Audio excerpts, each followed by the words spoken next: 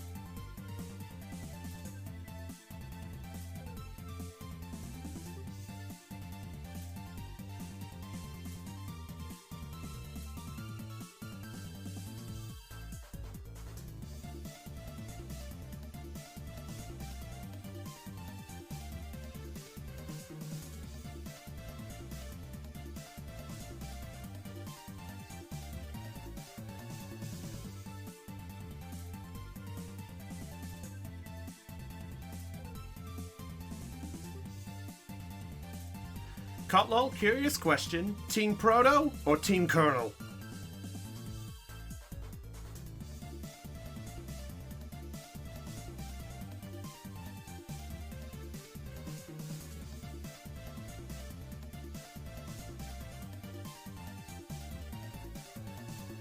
Yes! Someone who chose Colonel, thank God! I'm Team Colonel too, mainly because of two reasons.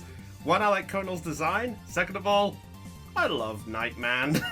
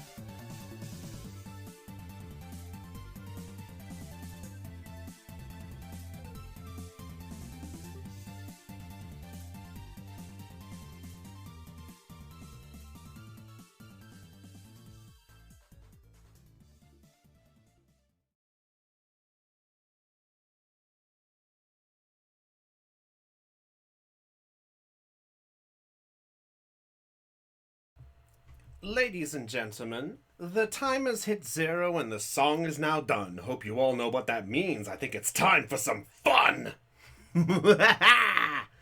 Alright, give me one little moment. Just got one last thing to set up.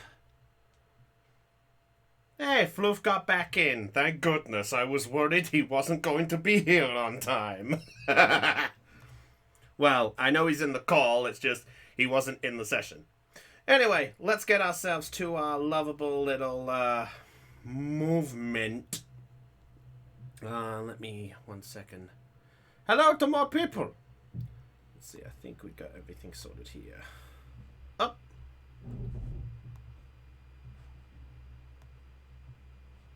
I think we're all good.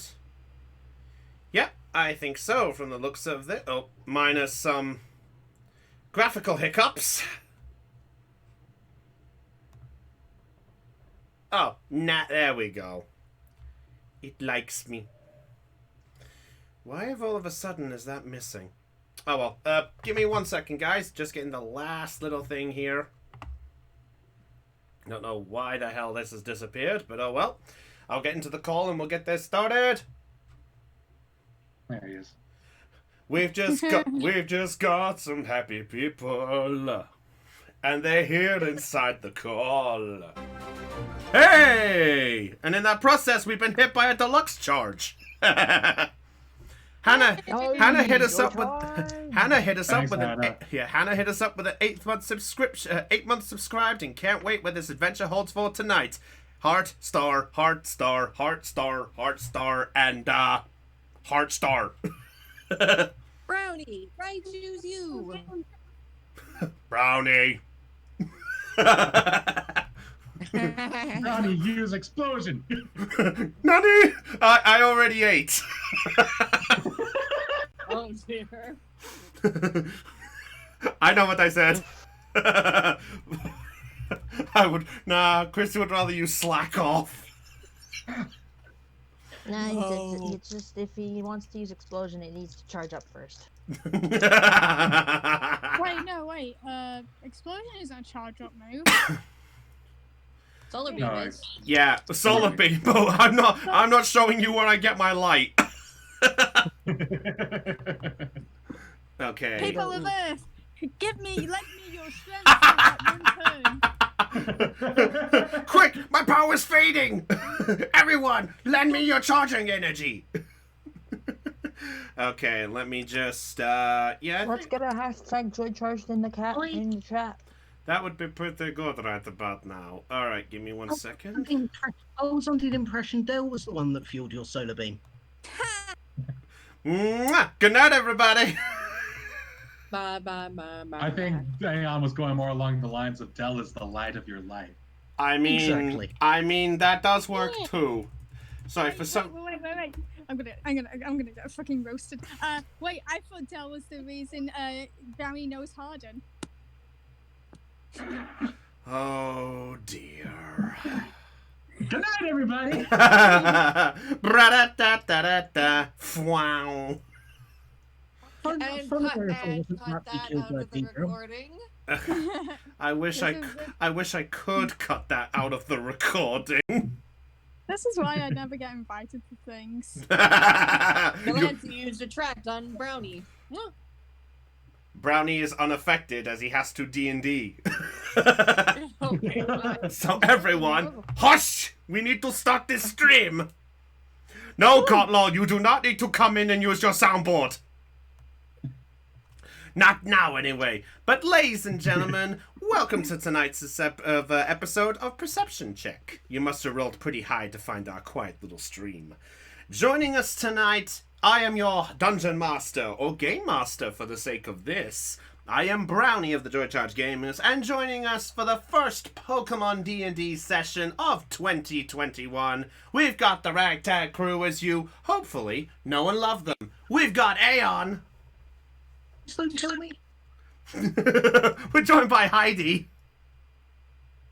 Salute. We're joined by Caitlin. Yeah! What's up, everybody? She found energy. It's because her friends are watching, most likely. No, Yeah. I always have energy here. I know. I'm trying to be funny, you know. Ha ha, he he, Brownie be Brownie. All right, I need to put my camera on for the sake of being the DM. Why is my camera? There we go. Oh, I can see Next. now. Anyway, we're also joined by Dell. Hoi, everybody! We're joined by Das Floof. Put the money in the bag. This is a stick up. Nani! Yes. Hi guys, I'm back. My voice has returned to normal for the most part. Well, as long as we can understand you, in which case I open up my can of Pepsi and I say I drink to your recovery. Thank you. Honestly, I thought I would get a bit more of a laugh with that voice mod thing. I think it was because you were staying silent, so you were like, he's doing something. Yeah. Yes. Also, I was trying to... Also in response, Hannah booped a floof. Hannah just boops you back. And we're joined by Thean. I did a squeak. God damn it! God. That's normally all it It's good to takes. see you guys again. Yeah, it's honestly good to have you all back. First of all, welcome to our first session of 2021. Good to see both some familiar faces from our original D&D game, and now to our other lot who have joined us for this one. In other words, Thean and Floof, welcome back to the D&D world.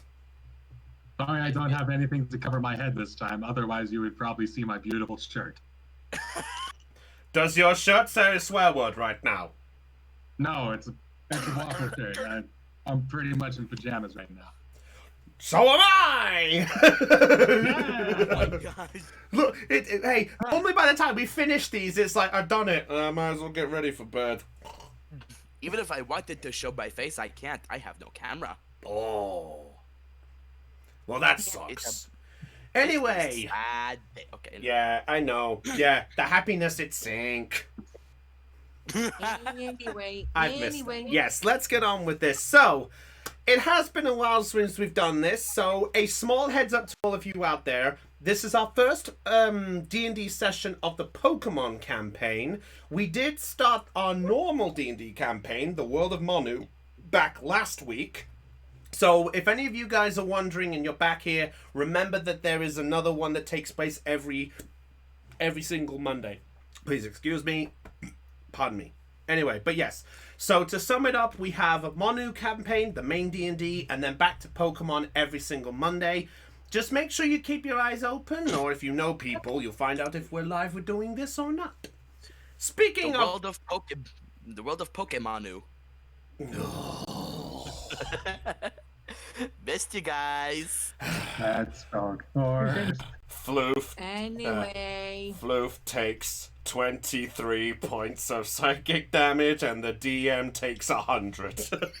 Hoenn region we fly. Yes, we're going back to the Hoenn region. So, it's been a while since we've done this. So, the other thing as well, if we make mistakes and you're going to scrutinize us, don't do it too bad. We're getting back into the rhythm of this. So, all I ask is if you know the rules of this and you complain we've done something wrong or we're time wasting looking up a rule, help us. Don't hinder us. Constructive if you're here to criticism hinder is us- appreciated. Slander is not. There you go. Yeah, you know, it's like, for example, I thought for attacking you had to do this, or like you're attacking with this. Lol. That's different. If you do try to correct us as harshly, I will be forced to use my moth light to blind you all. That won't do it. In which Hannah case, the booped mods. You again, by the way, Floof. Oh, what? Hannah boops you in chat. Hannah booped you. Anyway, I think it's time we get on with this. So, audience, I hope you're ready to watch with excitement. D&D players, are we ready to roll? I am ready. Alright. All right. It's been a while since we've done this, so I had to look back over my... Quiet. I make the jokes. Hey, that's my job. I know. All right, so I'll put on the music I have for our recall.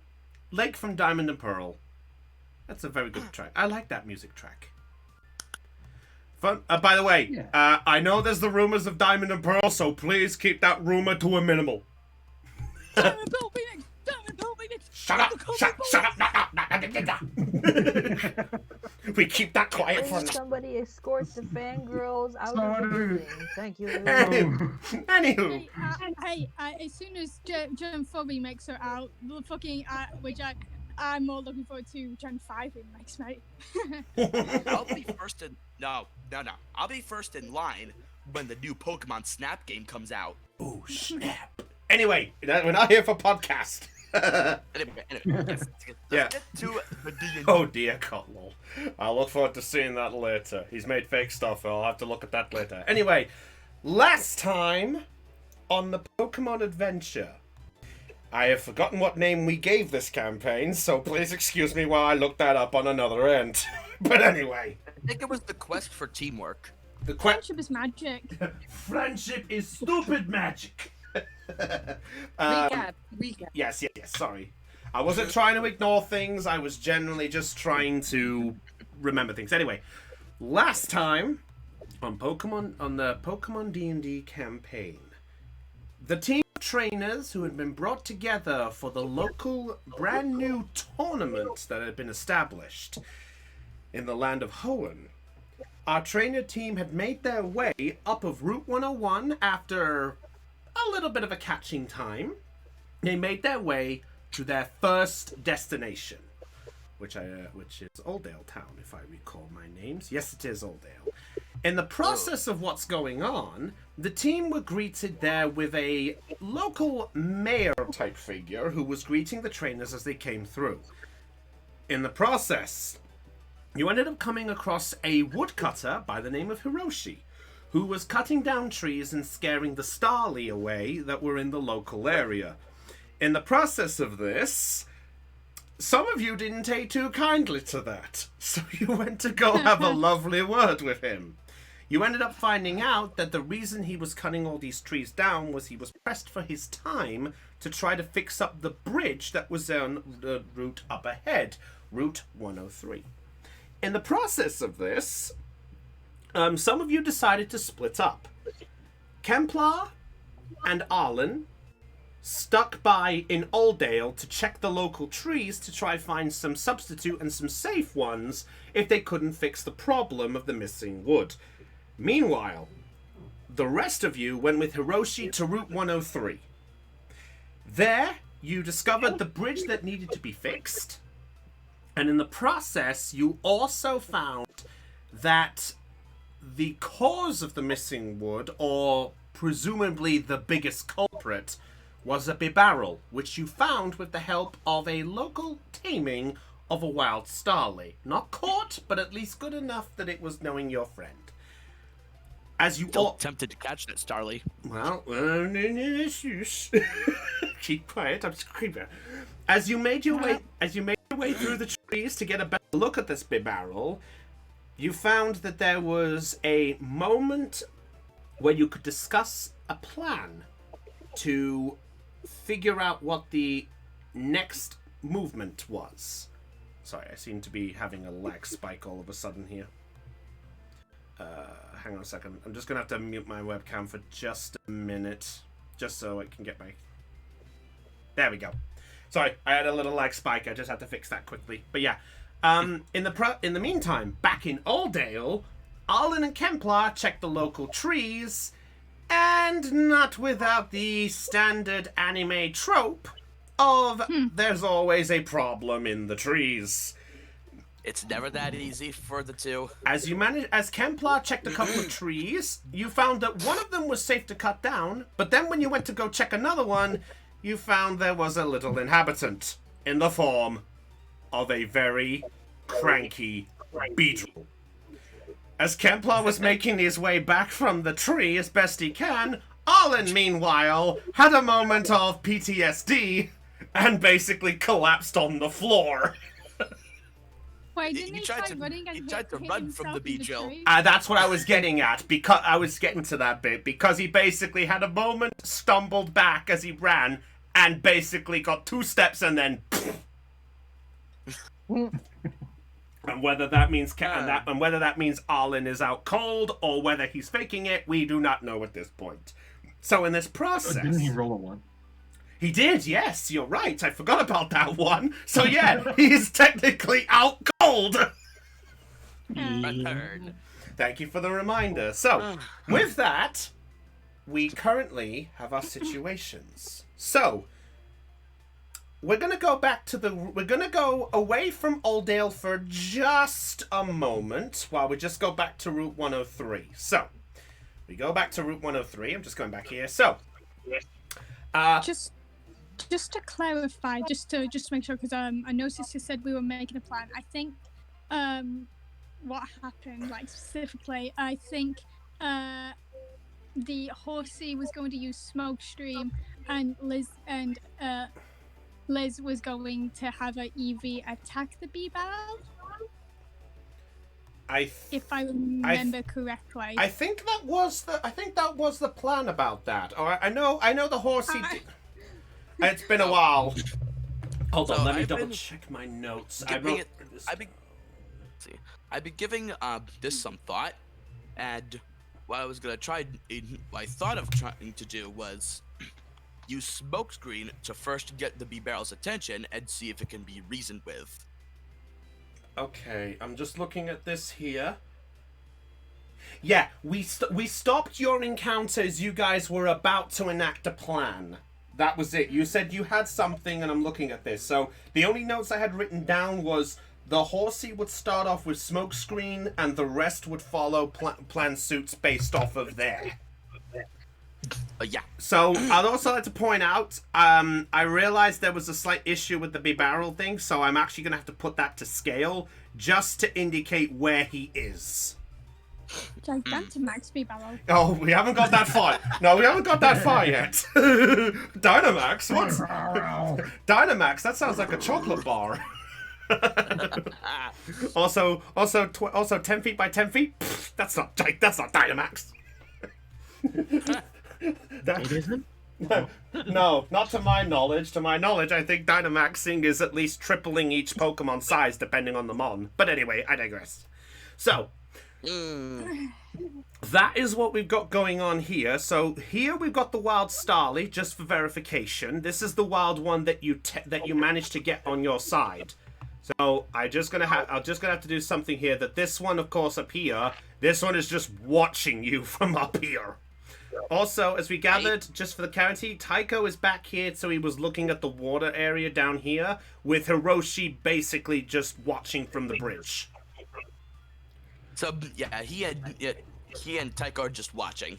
Okay, fair enough. All right, so at that point, I will allow you guys. So because this barrel is still not aware of your presence, you can have one action each to try and do something. But if you do something to alert its attention in any way, it may hinder the rest of the party that are trying to do something. So I will allow some stuff to take place. So, what do you wish to do? Oh, quick! I have an idea. I just want to double check.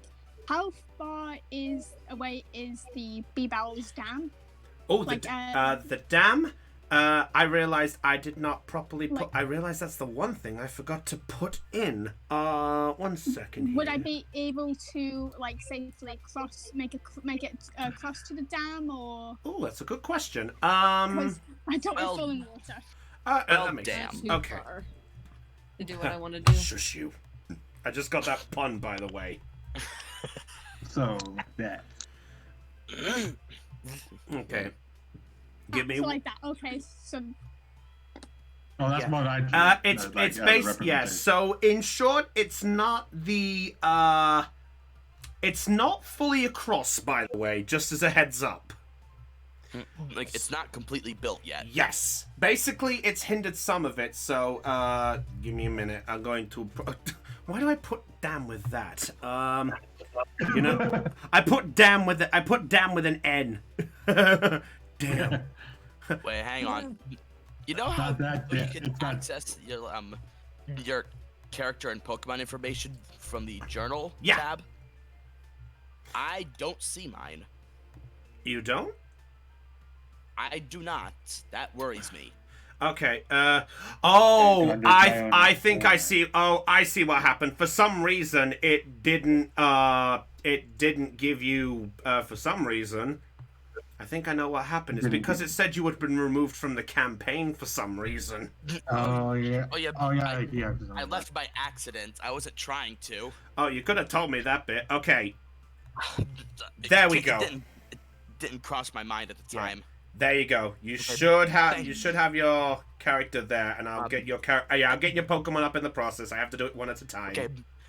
Okay. Thank you. I was. That gave me a little bit of a scare. That's all right. Okay. While I am fixing this, I couldn't, since I can't find a piece of wood for the context of a dam. I can tell you that the dam in question. You know what? I'm just gonna draw this as a faint little thing here. It is essentially.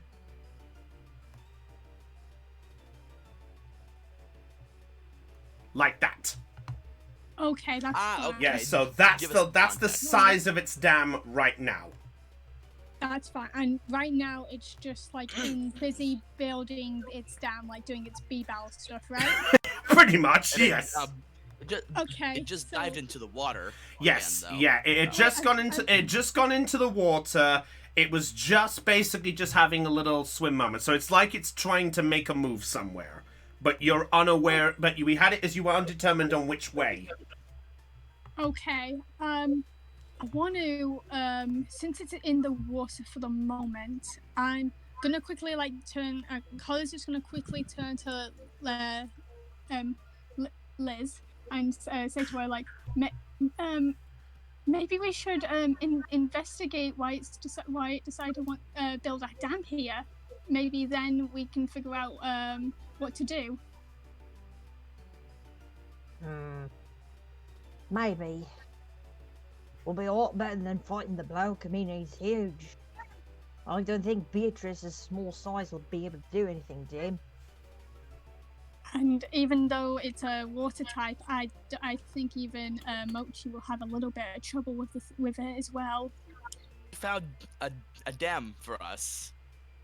So I'm gonna have Holly quickly before the B-Bow comes back. I'm gonna have her investigate the dam and see why it decided to want to build a dam here. Okay.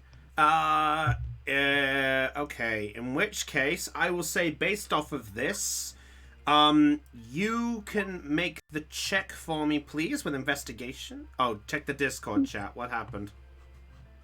I sent you something. It's a dam. Hey, hey, you know what? Yeah, I'll quickly get that. Looks like a bunch of brown hot dogs, though. It's good enough. I know.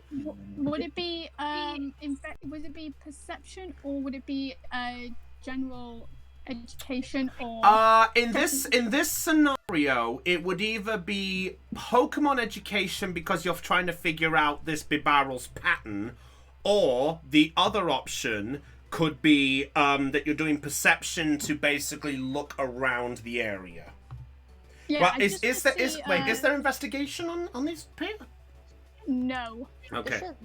There should be something similar to it, though, at least. Let me have a quick look at your character sheets, because, as I said, Brownie has not done this in a while, so Brownie's getting used to this again.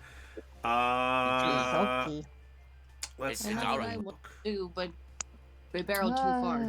Okay, I would say this would either be Pokemon education to figure out the Bibarel's pattern, to figure out if you know anything about it. Perception just to look where you are, or you could do a survival to look around and see if there's anything about its environment that might make it want to do something. I'm gonna have to do a survival, because that's the one I kind of want to know, figure out why it might be building the dam, and if there's any importance in that dam for it to maybe persuade it to leave. Yeah, that's fine. I'll tell you what, just give me 1 second. Let me get rid of this, and let me pop in the very nice picture that I was given. So for now, there we go. Thank you very much. You're welcome. Yeah, I miss talking to you guys. I haven't been able to, basically. No, that's not gonna do anything. That's not gonna talk do much to anyone because of my lost voice. But I'm all fine now. That's not gonna do anything. Nah, that's a 2. No. You look around the area, and the only thing you're able to look at based of this is you think it's near a nice patch of land. It's out the way. To you, it looks like this is basically a Bibarel's heaven, but you're unable to figure out the exact reason.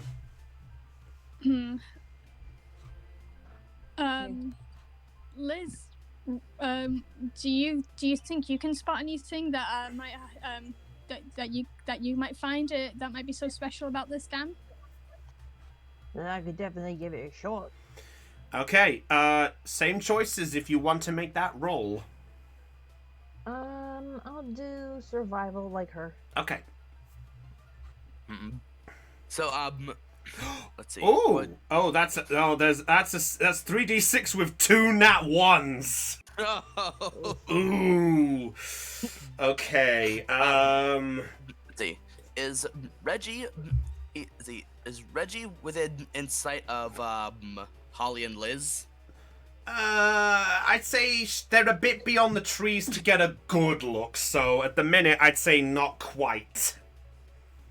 Okay, fair enough. That's fair, I appreciate it. Okay, with that 6, I'll say you know a little bit more knowledge. I'll say because of the 2 nat 1s, I'll deduct the knowledge a little bit because of the 2 nat 1s. Makes sense. Because of what you know, I'll say because of Holly, you're able to get a good grip that because of this, you realize that a barrel mostly builds dams mainly because of a sense of easiness to build protection. But as to what protection exactly, I'm afraid I couldn't give you. So, based on your two knowledges, you know it's building this dam as a protection haven for itself, but you don't know the exact reason. Like a bunker. I guess that's one way to word it, if you want. Right. From what I understand, this big barrel might feel unsafe. Possibly. So if we can find the source of its uneasement, then maybe it'll stop building a dam here and move someplace else. At least that's my thought of it. Well, maybe we should quickly tell the others and see what they say. Right. You lead the way, I'll follow. All right, Louise, we have you as you were just getting up after falling over and such, because that was what I remember. You tripped over and fell. Yeah. So, what are you doing in this point? Because you sent Puppet off to go have a look, and Puppet was kind of the extra pair of eyes for your group. So, at this point, what are you doing? Or what's happening with Puppet? Okay, okay, look, okay, I'm just gonna have, okay, so, I'm just kind of frustrated, so I just look over to Puppet and just kind of and then just kind of give them this look that says, Laurel, bring the barrel closer. Just something like that. Okay, so you're signaling this to Puppet? Yeah, to my Shuppet. Okay. To lure the beep barrel out of its dam, right? Well, right now, you know that... Well, right now it's in the water based on the knowledge, but whether you told Louise or well, I would say Puppet would know because Puppet was close enough to get a look without being spotted. So I'd say Puppet's at least aware. So Puppet is going to try to do something. Okay. Okay. How are you going to try and lure it away? I'm trying to lure it. I'm trying to lure it closer to Louise. But how? How? Yeah, like what's Puppet gonna do? Okay, what's Puppet gonna do? Okay. Yeah. Let me look at the abilities. Okay. I think. Okay. I'm gonna have Puppet try to go over to where they last saw the barrel, and maybe try to splash at the water. Maybe try to attempt to startle it and have it move closer to shore. Oh no. Okay, so you go over to where you thought it was. Okay. So Puppet's gonna try splash, despite the fact that it's not the best pop. He doesn't have splash. Yeah. He doesn't have splash. Well, I meant it tried to tempt the water as it was. Splash it. Okay. Let's see. Reggie, I could have, like I said, I could have Reggie, try to use smokescreen in the way of the path where it's swimming. Okay. See if it can flush the bee barrel to poking its head out of the water. Okay. In this scenario, I would like, if you're doing the smokescreen, I need you to confirm it with the attack and tell me where you're doing it. Puppet. I need you, Del, to roll for Puppet either a Pokemon education check. Actually, no, sorry. Either intimidation, if you're trying to get its attention somehow, or let me have a look. I need to properly look at these statistics. I'm going to look at Caitlin's character sheet for the context of skills because Brownie is not very informative. Okay. It would either be charm or intimidation, depending on how you're going to try and tempt Bibarel to you. For think puppet, if you- right? Yes. Okay. Puppet's gonna try to charm.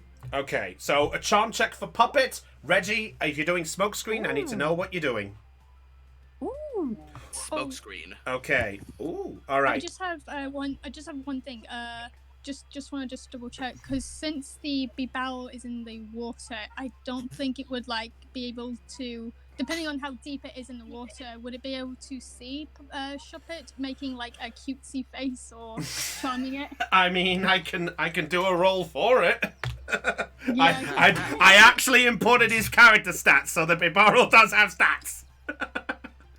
So what would I do? Click roll AC for it? Click the smoke screen as it is, and tell me the area you're pointing at, because you need to know the area and where you're doing it. Oh yeah, probably like oh, let me just put that. How do I do it? Click a spot and hold down the click. It'll show a ring like that. There you go. Yeah. Like probably like this area right here. Okay, if you're doing the smoke screen, click the attack to confirm it in the chat. Okay, They do that in your character sheet. Boy. Yep, the Reggie thing. Just go to smoke screen and do I Just click it. Just click the dice to click it. Okay. Ah, Pressure. what are you doing? Okay. Anyway, okay. Okay, I just need to know the proper terminology. Okay, AC, it's got 3. Creates a blast of smoke that covers the target area. EOT, it's a range of 5 and a blast of 3. So that covers 3 squares from your position. So you said you were doing it. Where were you doing it? Like, sort of like in this direction. What? Like about here? Like in the way of B Barrel's swim path. Okay, so in short, you're doing it about there from the sounds of it. Yes. Okay. You do it. You do that in there, and for a moment, you don't see or hear anything. And for Puppet, with that 10, you do the charm. You do the little splash as if you're trying to give it its attention and the faces. A moment passes. Another moment passes. Did the B Barrel die? And then you hear a splash. You hear a splash. Oh my god, it's Magikarp. Ooh. As out from the water, on the other side. What? It's way over there. It's making its way towards the forest. Great job, guys. But the thing is, you lot over there don't notice this. Taiko and Hiroshi are the only two who could possibly get a look. So, Taiko, could you roll a perception check for me, please, just to see if you can notice it? Okay, all right. I should have asked you to do this check beforehand, so apologies. It's fine. Okay, perception. Let's go. 8. An 8. Okay, let's have a look at that dice. Ooh, 2 dice. Ooh, not bad. 8 out of 12. Okay. You know what? Actually, you know what? I should probably roll for the Starly. I should actually roll for the Starly to see if the Starly will notice. Yes, I have the Starly statistics. Brownie has been preparing. Oh, I have an idea. Once you're done, I have an idea. Okay. Oh, what's that Starly? Oh my god. Really? What? Rolled an 11 with 3d6 and a natural 6. No. Oh. Makes sense considering Starlies have really good sight. Yeah, it's got 3d6. So, you lot over here, you lot in this area up here, you have no idea if you got any word of this. Taiko, you see something which looks like a sight across the water. You're unable to determine what it is exactly, but the Starly on the rocks starts going, Starly! Wait. And all of you at this point, you look at the Starly. It looks over, and you see its wings almost like it's sort of like those flags from aeroplane guiding runway staff, sort of the equivalent of like Starly, Starly, and it's pointing across the lake. It must have. Is that a... Hiroshi, don't you suppose on the other side of that lake, of the river, don't you think that's the bee barrel there? There's no mistake in that. That's a big boy, that. Quick, you better go and get the rest of your lot. I think the Starly got better eyesight than a lot of us. All right, Reggie, could you come back over here, please?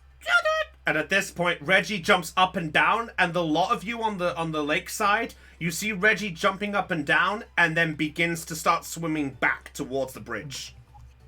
Yep. Hey, where are you going? And I'm gonna follow where Reggie's going.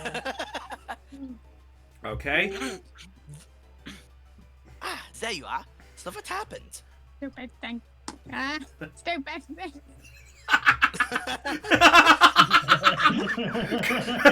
Stupid thing. Is she getting caught on like stuff on the ground? Fucking move the thing.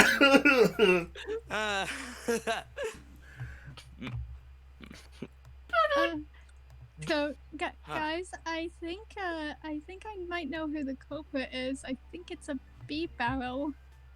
I saw it. I saw a bee barrel at on the other side of the river.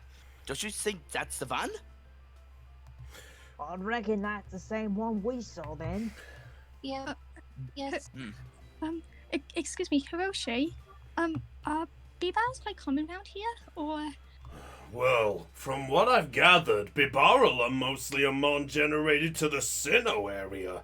Seeing them around Hoenn is kind of an interesting treat. But then again, there have been rumors of some Pokemon being, well, it's something.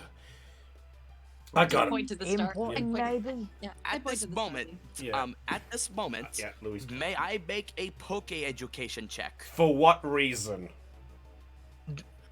to see, to like, Hiroshi mentioned that Bibarel are Yes. native to the Sinnoh region. Good point, so he's good trying point. to- Okay, in which case, I'm actually going to have to instigate something right now.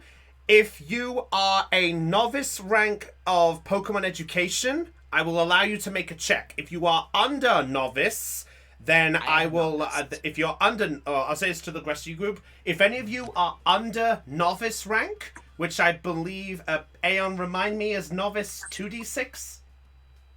Novice is 3D. Novice is 3D6. 3d6. So if you have a 3d6 roll for your Pokemon education, I will allow you to roll to double check the facts. If you've got under 3d6, then you can't roll at this point. I have 3d6. I'm out. Nice. Sorry, everybody. Oh my! Oh, wait. You got 3d6, and that's a nat 1, a 2, and a 2. Oh, I'm glad. it's happened. Meanwhile, Caitlin. It took long enough, but it did happen. Okay, so, Tycho. Your information when you hear Bibarel, the only thing that comes to your mind at this point is you think, that's a water type. That would be nice to know what that's like from other regions. You just get lost a little bit in your mind. As for you, Holly. He's just getting lost in thought. Yeah, Don't mind him. as for you, Holly, you look at Tycho and you think he probably isn't going to know much, so you decide to this. And you instantly know that Bibarel, because of that Pokemon education check, I'll say, yeah, you know what? Let's go full info on this. I say you deserve that. So, you know that Bibarels are indeed from the Sinnoh region. Bibarels mostly tend to stick around watery areas that are standard in temperature, meaning if they go anywhere that is too hot or too cold, they will generally not have any inhabiting areas. So, for example, stuff like large oceans, rivers near like volcanoes or something like that, or like, for example, even like rivers of Alola might be a bit much for a Bibarel, but because you rolled higher than a 10, I will tell you that you do know that that most bee barrels tend to stick towards rivers. Rivers, oh, and it does not like cold or warm temperatures. Yes. And the reason you know this is you know that Sinnoh is a region that is quite farish north, and they have cold temperatures majority. So Bibarel mostly hang around with Bidoof as well, sort of lower to the areas of Sinnoh. Okay. I'm going to pass that knowledge to everyone. Okay. So you four, you know this information now? So it would make sense why a Bibarel might want to migrate here. The home region does have some very nice temperature waters.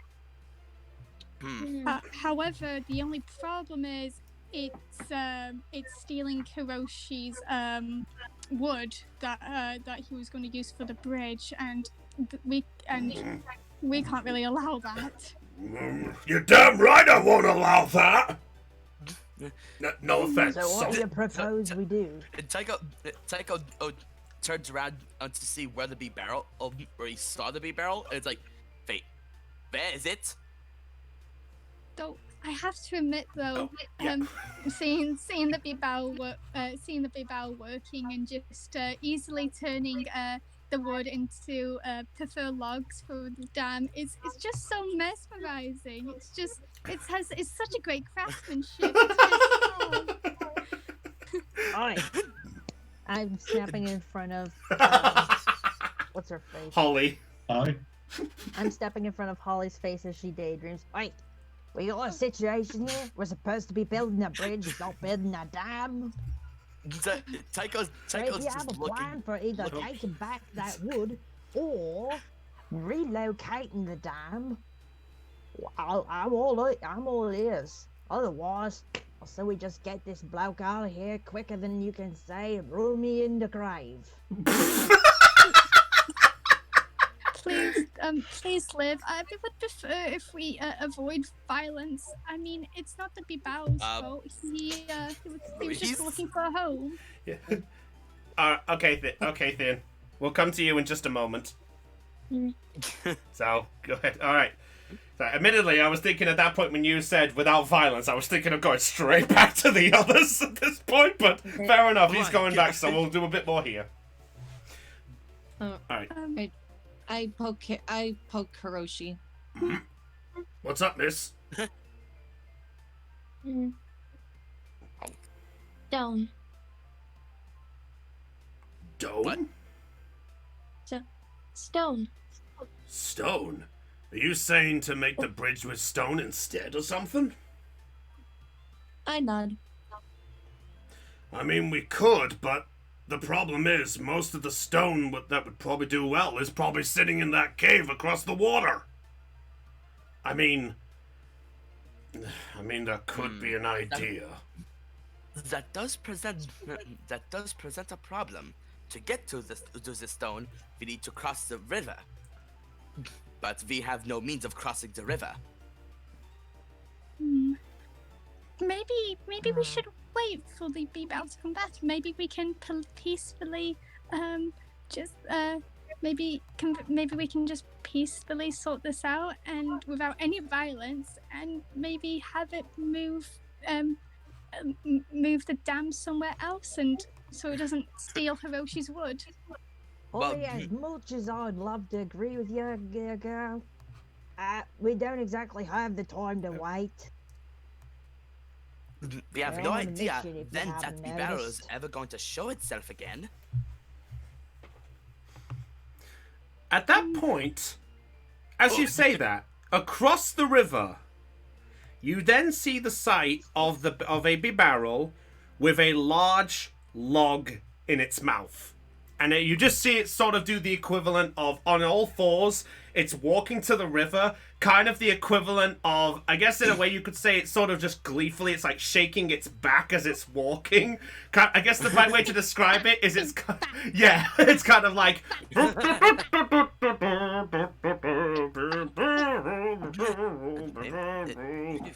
I've anything. Wait. And then, There again. and because of the log, all you see at this point is the equivalent of 2 white teeth surrounding a log as the big barrel is under the water, swimming, and the log is just perched on the water. So it's looking like the log is just magically moving. What's that Pokemon? Who's that Pokemon? It's Logtooth. Log. There. Tooth log. Liz is just going to shake her head and just like, oh, What do we do now? Hmm. What do we do now, though? It looks like it's going back Wait. to its dam. That big barrel's giving me an idea. Huh? What is it? Maybe. Oi, Hiroshi. Yeah? Maybe we could convince that big barrel to help build your bridge instead of building its dam. Sorry, I'm laughing. Oh, I'm don't laughing get for. I'm me. laughing. I'm laughing for another reason. We'll talk after. Anyway, Hiroshi looks at you and goes, Convince that thing? That thing's been stealing the wood from me. Not to sound rude, but I doubt there's much a chance I'm gonna get a convincing, but if you have a way to convince it, by all means, I'm willing to listen. If it means this bridge gets fixed, I'll take anything. I I don't think look I have an idea. Wait here. And I'm just gonna head back into the woods. Towards the barrel. Can Holly follow? sure, if she wants to. It's up to you. Oh, wait, Liz, wait. Please don't do anything rash. Do you want me to help move your stuff? I think I'm good. I think I got, yeah, there we Oh, go. there It's you been go. such a Okay. while. Yeah, I'm unable to move Tycho or Reggie. Oh, wait, you can't. Delete them from. Try deleting them from the board and then adding them back. Yeah, I got That. Okay, go ahead, Tycho. If you want to bring your stuff in, Floof. Oh, I added myself, right? Yes. You click on the thing and you drag it to the board. Yes. Meanwhile, Here we go. while these guys are making their way, let's go back to Aldale, because Aeon and Theon have been waiting very patiently. Thank you, gentlemen. No problem.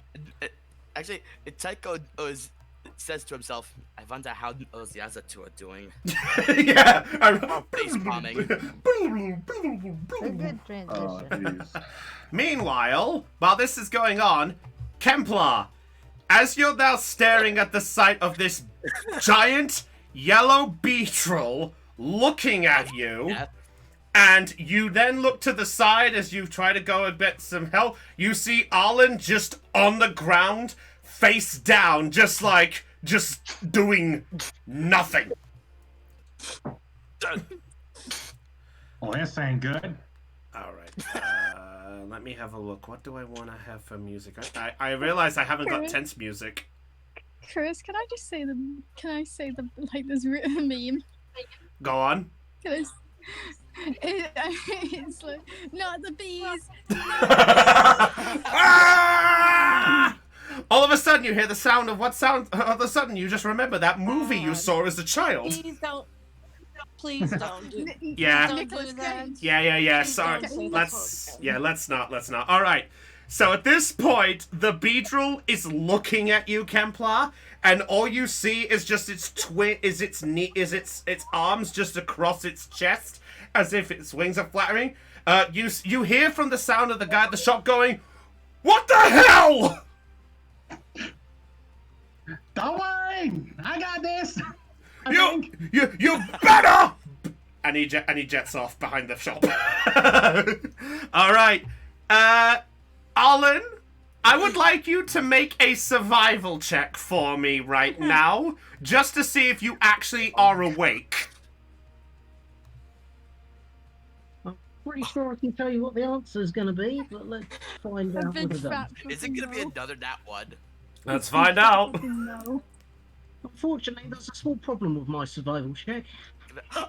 Oh! What? There, He had. turning it around. Yeah, and he only has one. He only has one d6.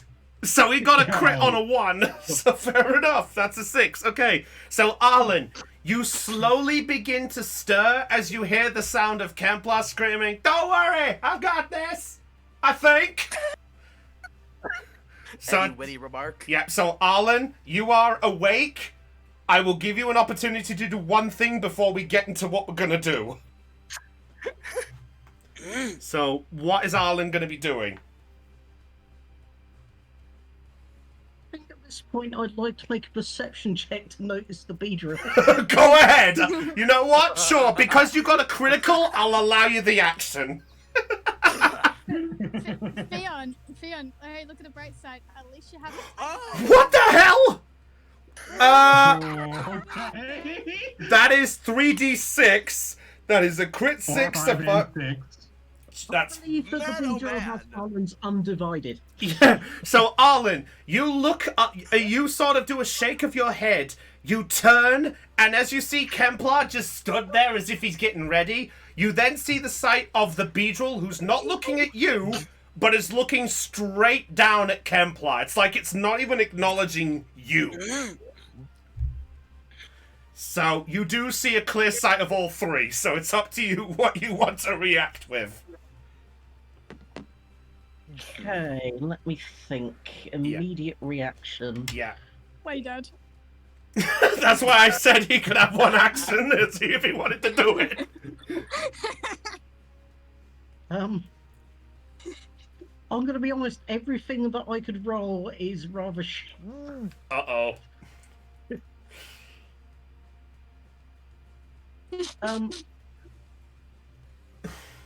Snorting over there. Arlen's just going to run. I'm staying well in character. Fair enough. Three.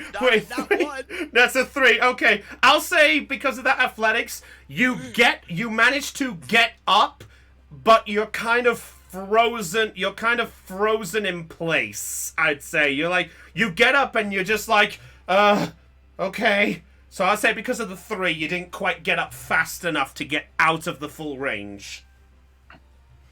Fair enough. In which case... Is Phaedra going to be like a bull? First movement. Rage! In which case, Kemplar, Arlen... Roll for initiative. Roll for initiative! So how do we do this again? Yeah, how do we get the initiative again, by the way? I think it was by Pokemon speed. Yeah. That sounds right. Because if I remember... Under the stats section of the Pokemon sheet, there should be a box with initiative and a dice next to it. Make sure the box has 0 in it, and then click the dice. Okay, wait. Where in the Pokemon sheet? It's under the stats with the HP, attack, defense, and all that. Ah, there it is. Oh, okay, yeah. Pokemon speed. It does, but the initiative gets affected by the speed stat. Okay. Okay, so so what? Oh, I see what happens. Yeah, so what happens is based off of your speed stat, it gives you a bonus, and then it does a fraction behind it. Because I can tell you right now. Okay. Oh wow. Okay. Theon has. Oh wow. Okay. Don't worry. We forget. 4. Hold on, real quick. That's that stat plus 4 due to the agility training. Oh right. Yeah. Forgot about your agility. So you got a 20. Pretty much. Okay, fair enough. Okay, okay, go ahead, roll for Joltik. Why did everything get so quiet? I forgot to loop it. I forgot to loop the music, sorry. Okay, right, so that is, 20 for the Torchic. Alright. Oh wait! Oh, I just realized what I could have done. Okay, give me a minute. I'm actually gonna try something. Will you give me a moment to try something? Okay. Okay. I'm actually just gonna roll another initiative. I'm not using this one, but I'm just trying this to see if this affects the turn order because I realized something. I'm still learning. I also realised over the holiday I've goofed a little. You don't have the speed stat to the initiative. Really? Okay. Don't add it. Okay. Okay. Right. Okay. So a fun. Okay. Yeah. So guys, you could. By the way, Look on the turn order box now. You might see, if you click on the clock symbol, you'll see the turn order thing pop up. That should give you... Okay. Yeah. So, ironically enough, that's actually a bit lower than what the other initiative is by 0.1. So, fair enough. So, in which case, yeah, there you go. So, this will add your initiative to that. So, you can input that. So, Aeon with the 15. How do you have 15? 15.07. It was 15 plus 0 plus 7 divided by 100 is equal to 15 plus 0 plus 7 divided by 100. Yeah. Oh, that's good, because this beetle has 8 plus 0, and then it was 15 over 100. Okay. So he has shit initiative. All right, so we've got the...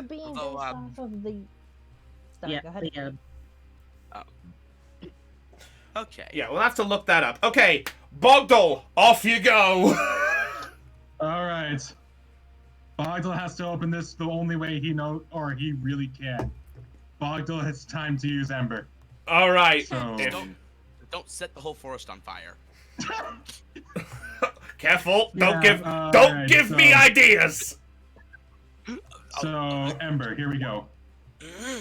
17 plus 26, or 17. Yeah, we have to roll that little. Okay, so Aeon, give me a little bit of a hand here just to verify this again. So the AC with the evasion. I think I remember this. So the way that it goes is there's the base AC count on the move. Like for Ember, this is 2. You take that number, you add it with the Pokemon's or with the opposing Pokemon's. I think it was like one of their stats. Yeah, there's an evasion tally where we deduct that from there, and I think it then has to... What was the number it had to break? Aeon, you have to remind us. I'm sorry. I'm gonna use Boggle for this on the character sheet here. Sorry, everybody. Okay. Oh yeah, evasion bonuses. So basically, take that AC plus whatever evasion bonus you think would be best for the Beedrill in this case, and put those two together. And as long as the roll that for accuracy meets or exceeds it, it hits. Yeah, so I'm fairly sure that's a hit. Yeah, that is an actual hit. So that's a 26. That's 26. Well, plus type or weaknesses. Okay. Remember, Beedrill's weak. Yeah. To... So how much? So what's the damage bonus? Half of that? Let me. It's 26 minus their special defense stat of the Beedrill. Okay. And then weakness times 1.5, right? 1.5. Yeah. Yeah. So basically, take the 26, subtract it by the Beedrill special defense stat. So then do the multiplication for 1.5. Jesus Christ! After all that, you do 27 points of damage. Oh. It has a special defense stat of 8.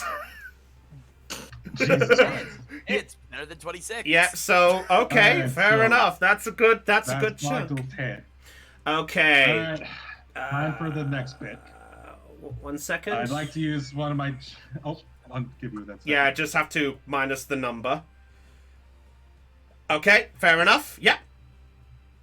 And it's time.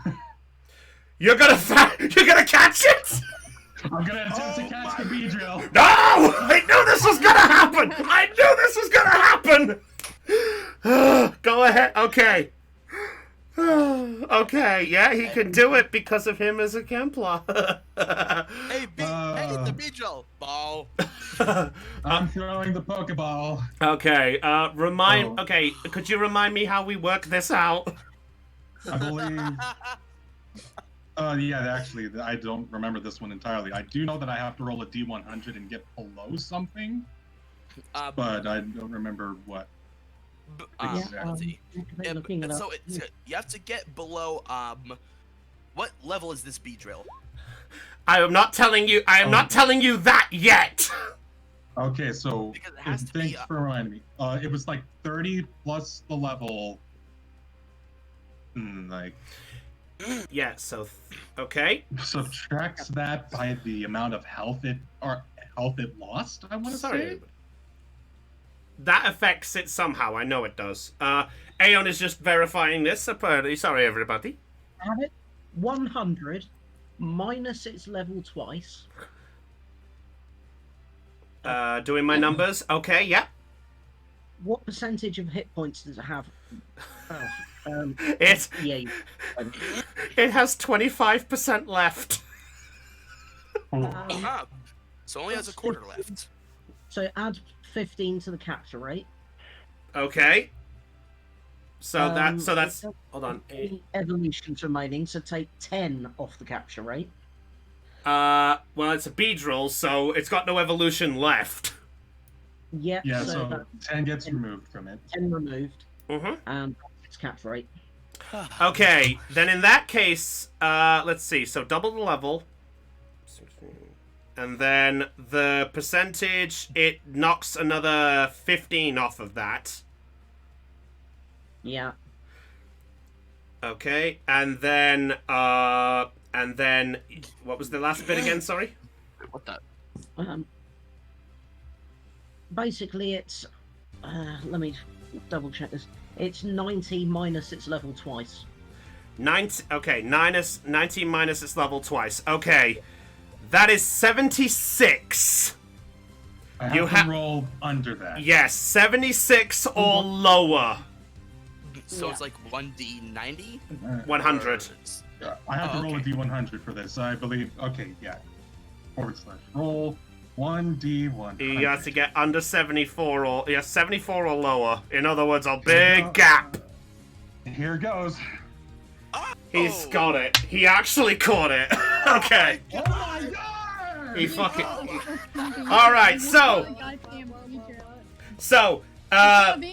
Yeah. So at this point, Arlen, as you're about to make your run, you hear the sound of fire going off right next to you. You watch as the Beedrill squirms, sort of like, and in quick succession, you watch as Kemplar throws the ball in quick succession. Just as the Beedrill was about to fling its stinger at you, which, for the record, I would like to point out, would have been a hefty 3d8. Oh my god. I think. You'll look at it in a minute. You throw it, and then...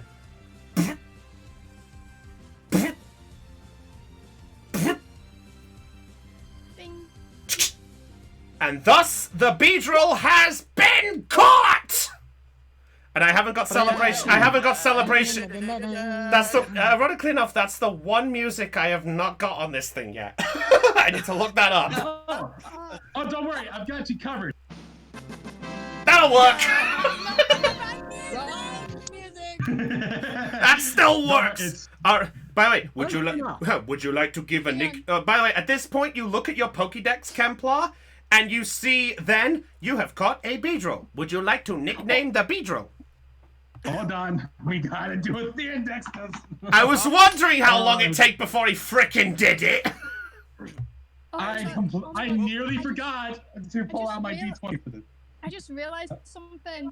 What? Like, I just realized something. Like, if we ever got like Mega Stones and Theon, and if Theon gets like the Beedrill, he'll be right into Mega Beedrill. I ironically have looked up the stats, and I found out if he does Mega Evolve this, he gains a +6 to his attack stat. Yeah, it's so strong. And in case you wondered, what ability it gets in this, it gets adaptability. Oh my god. Ooh, that's good. It's so strong. Okay. In short, this Mega Blaziken is gonna probably be more dangerous than the Blaziken. All right, Okay, go on fine. then. Thin Anyway, Pokedex. I've already rolled the dice for this. Okay. Hold on. Beedrill, the poison bee Pokemon. Its best attack involves flying around at high speed, striking with poison needles, then flying off. Was that real? That was real. That was a real one. I Oh. rolled an 18 for that. Hey, I okay, rolled fair an enough. 18. All right. Would you like to give Beedrill a nickname? Yeah, I'm gonna have to give Beedrill a nickname, but I have to think of one now. All right, fair. How about I thought of a name. How about Juggernaut? Juggernaut? No. It's got to be a silly name that only I can come up with. Let's see. Okay. Do you want some time to? Do you want some time to think this? If you would please. Okay. Also, I'd appreciate getting Beedrill's character sheet just so I can take a look at the gender and such. No problem. So I will tell you right now that Beedrill was level 8. Ooh. and it only had 39 hit points. I was thinking. You need to stop. Ironically enough, I was thinking to myself in the context of, okay, fair enough. If I make this Beedrill too strong for 2 people, I will get killed. And of course, friggin' Bogdle over here is just like, hey everybody, I'm stupid powerful. Watch me burn today, everything. All right, so It's only because you got the type advantage. Oh my god, I just get. Oh wait, what gender is Beedrill? Give me a minute and you can have a look at it yourself. In fact, you know what? I will be happy to tell you, it is a male one. Okay, we got the nickname already then. Oh no. He's calling it Trogdor?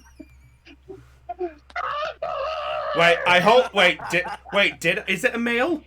Yep, so I will be happy enough to tell you the Beedrill is male, has the adamant nature.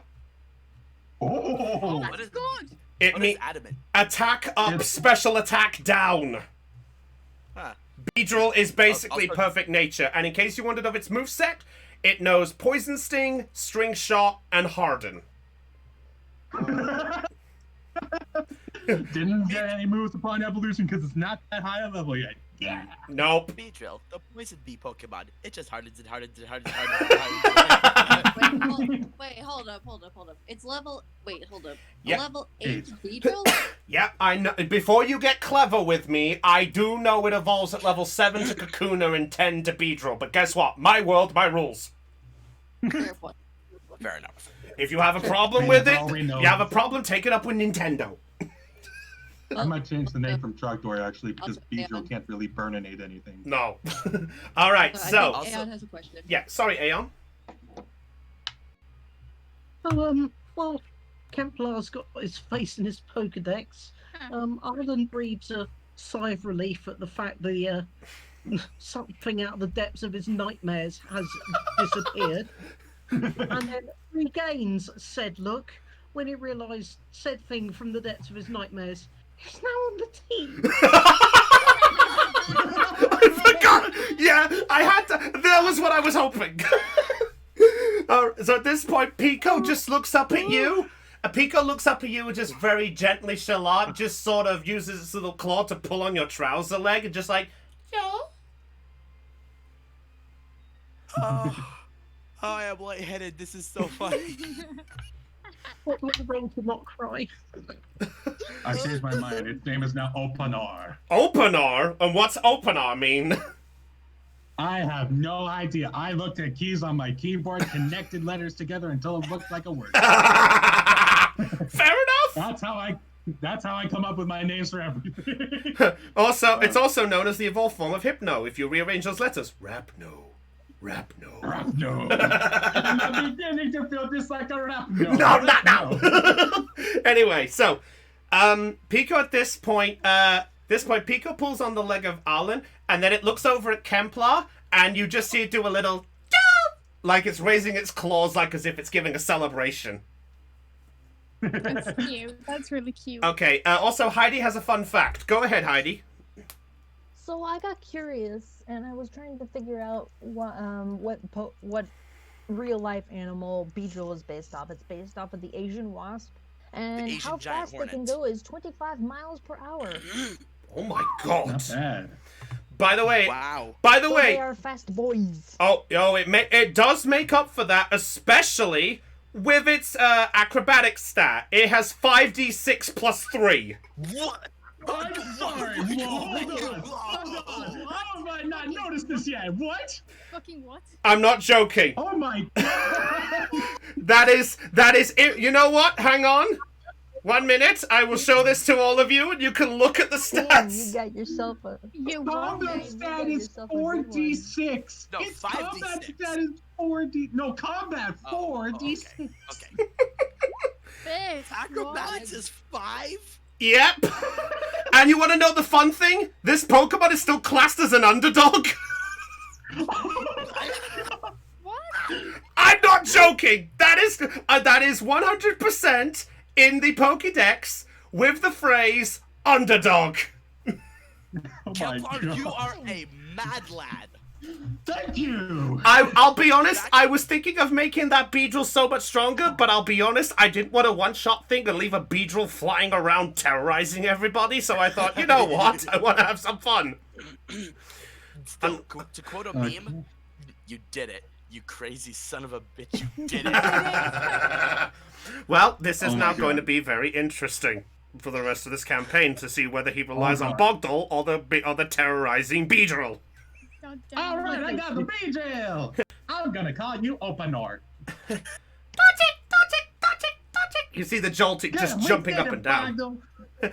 We did it, Bogdo. High five. He sort of jumps up and uses his claw right on your hand. Yeah. Elon's just like, I can imagine Arlen is just like, oh god, no. Aeon, roll a D100 for me. D100. Roll a D100 right now. Oh no. Oh no. What a best way to get someone not afraid of.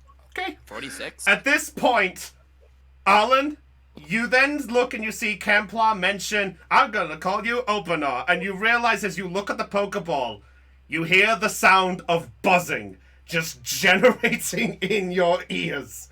You begin to flinch. For the next 72 hours, you will now have a disadvantage on any of your trainer abilities. Oh, that's Oh, post-traumatic stress disorder. Holy Yeah. shit. Well, in fairness, Aeon can vouch for this. That is true for your character, isn't it about right? Gods, yes. I'm half tempted to make Kemplar give Beedrill to Arlen, but I don't know if they're allowed to do that. Hey, he's got to face his fears like a man. There's nothing wrong with you giving stuff. There's nothing wrong with that. All right, so at this point, the trainer from around the shop comes out forward and goes, Jesus, I just watched all that. You got that thing with one shot. Instead of Jesus, what do you I say? know, right? I feel lucky. I'd say lucky, all right. What's your name? My name's Kemplar Mahina. Pleasure to make your acquaintance, Mr. Just call me Thomas. Okay, Mr. Thomas. I didn't have a name for this NPC. I haven't come up with one for all of them yet. But yeah, Thomas just looks over you and he's just like, I have to admit, I've never seen anyone tackle a Beedrill so far. It's just lucky you had this little fella with you, eh? And Bogdald at that point just sort of looks smug like, touch! Yeah, Bogdo's pretty new to everything too, like I am, but I feel like we made a good team. Oh, it's dancing. Yeah, Aeon, what are you doing? It's called a safe distance. Yeah, so at this point Thomas looks over and goes, Hey, aren't you the friend with Kemplar? Why are you backing away like that?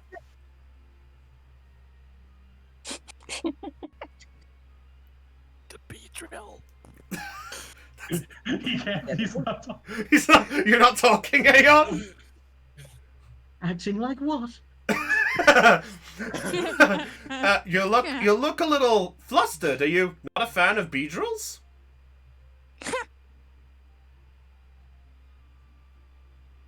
Do you know most? Do you know any trainers? Well, I do know there was one trainer who did use a Beedrill. I mean, she was quite a short half-pint type of character, but besides the point. If anyone can figure out who I just referenced there, congratulations. You would know the anime. Yes, I know who you're talking about. Sorry, Del. I don't know what you're talking about. I'll talk later. Anyway, so at this point, Thomas looks over and goes, Forgive me. I apologize on acting it out. I didn't realize we ended up with... You sure you're new at this? Yeah, well, I'm 100% sure. He looks over at Arlen, just like, is this true? As far as I know. I should have... I mean, granted, you were the one who started the trouble by getting it awake. I know, I was just trying to find trees for good old Hiroshi so he can make the bridge. All of a sudden, I found a Starly, and then a Beedrill, and then a Kakuna. The Kakuna has, and I was decided, oh, well, that ain't good. Ah, I guess that must have been forced evolution. You woke it up so bad, I think it just decided to evolve and it hadn't hit full strength yet. Oh, well, okay. That might be a good explanation. Good convenient plot device. Fuck you! Also known as thank you, Thean, for reminding me of that one fact. Because I forgot about that. Okay. So at this point, Thomas looks a bit, goes, just try not to do that again, all I ask. I mean, I'm grateful that you stopped the Beedrill, but I would prefer we don't have another one. Don't worry. I'll be more careful next time. This time I'll climb one of the trees that I know is safe. At this point, Thomas walks away and goes, you do that. Oh, dear. Unfortunately, I couldn't get rid of the background off these characters, because I had to do that quite quick, so apologies for the backgrounds. Hey, Arlen, you ready to continue looking for trees? Oh, God. Oh, God. I'm gonna quickly mark Beedrill up. Reminds me of you know that sweating that meme with the guy just sweating profusely. Yes. Oh, looks like as if it's just like somebody just dumped a bottle of water over the top of him. Yeah. I think that's exactly what they did in that scene. Most likely. Okay. So at this point, if you got. I'll say for the duration, because you did that Beedrill so fucking well. Admittedly, I was hoping to have that Beedrill do one thing towards Arlen at least once, just to see what happens. But oh well. That's a whole campaign to do it now. Yes, I do. Okay, so at this point, I'll say you're able to find a couple more trees that are a bit more safer. There are a couple of Starly that do get a little looking at you curiously on a couple, but I'll say you're able to find a few. Meanwhile, oh, Arlen, are you trying to sneak away? Disadvantage, please. All right. Well, it's like -5 for disadvantage, right? I think in this campaign it is, yes, for Pokemon. I know it's -5 in D&D. In normal D&D, what disadvantage? Yeah, sorry, Aeon, you go ahead. I was going to say it's roll twice, take the lower in D&D. Yeah. So. There you go. Oh, that's a nat 1. Oh. So Arlen, in without being so stealthy, you're basically just sneaking away. The equivalent of, I'd say the best way is think of a anime. Yeah, I would say instead of Scooby-Doo style, you're just there with it's the equivalent of you sneaking away with clown shoes. Oh, elephants in a china shop? There you go. Yeah, I'd say that works too. So you just hit, so Kepler, you look over and you see Arlen just having this sort of nervous wreck, and you hear this. He's just walking. Arlen, you all right? Things lying around. Go ahead, Kempler. Sorry, do that again. Arlen, you all right? I really want to see if I can roll to get some composure and focus back. Go ahead. I mean, go ahead. You know what? Guile me. Disadvantage.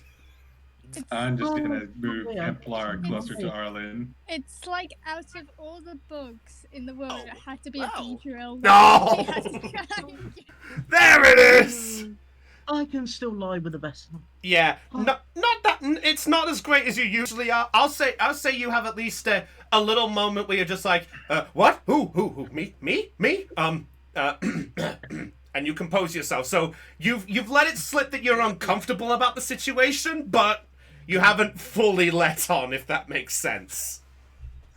I just thought I'd to go check on some other trees over this way. That's a good idea. Let me come with you. Oh dear. What's that? Yes, guys. Distant sounds of more buzzing in the background. Oh no, he's already got that in his ears right now. No. Oh no, the closer he gets, the louder it feels. So right. Just imagine that scene from SpongeBob with the blooming butterfly. Oh yeah, they're all scared of the monster butterfly. Yeah. Oh, look at this big scary butterfly. Ooh, scary. Ah! Okay, so you. I forgot it was called Wormy. Okay, now we'll go back to the other group who've been waiting patiently. God damn it! In the duration of an hour, they ended a fight in about 10 minutes. I didn't mind the wait.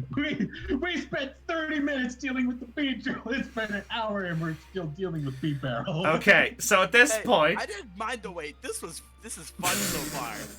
I was hoping to have some fun with that beetle. I guess the Bee Barrel is the way I have my fun.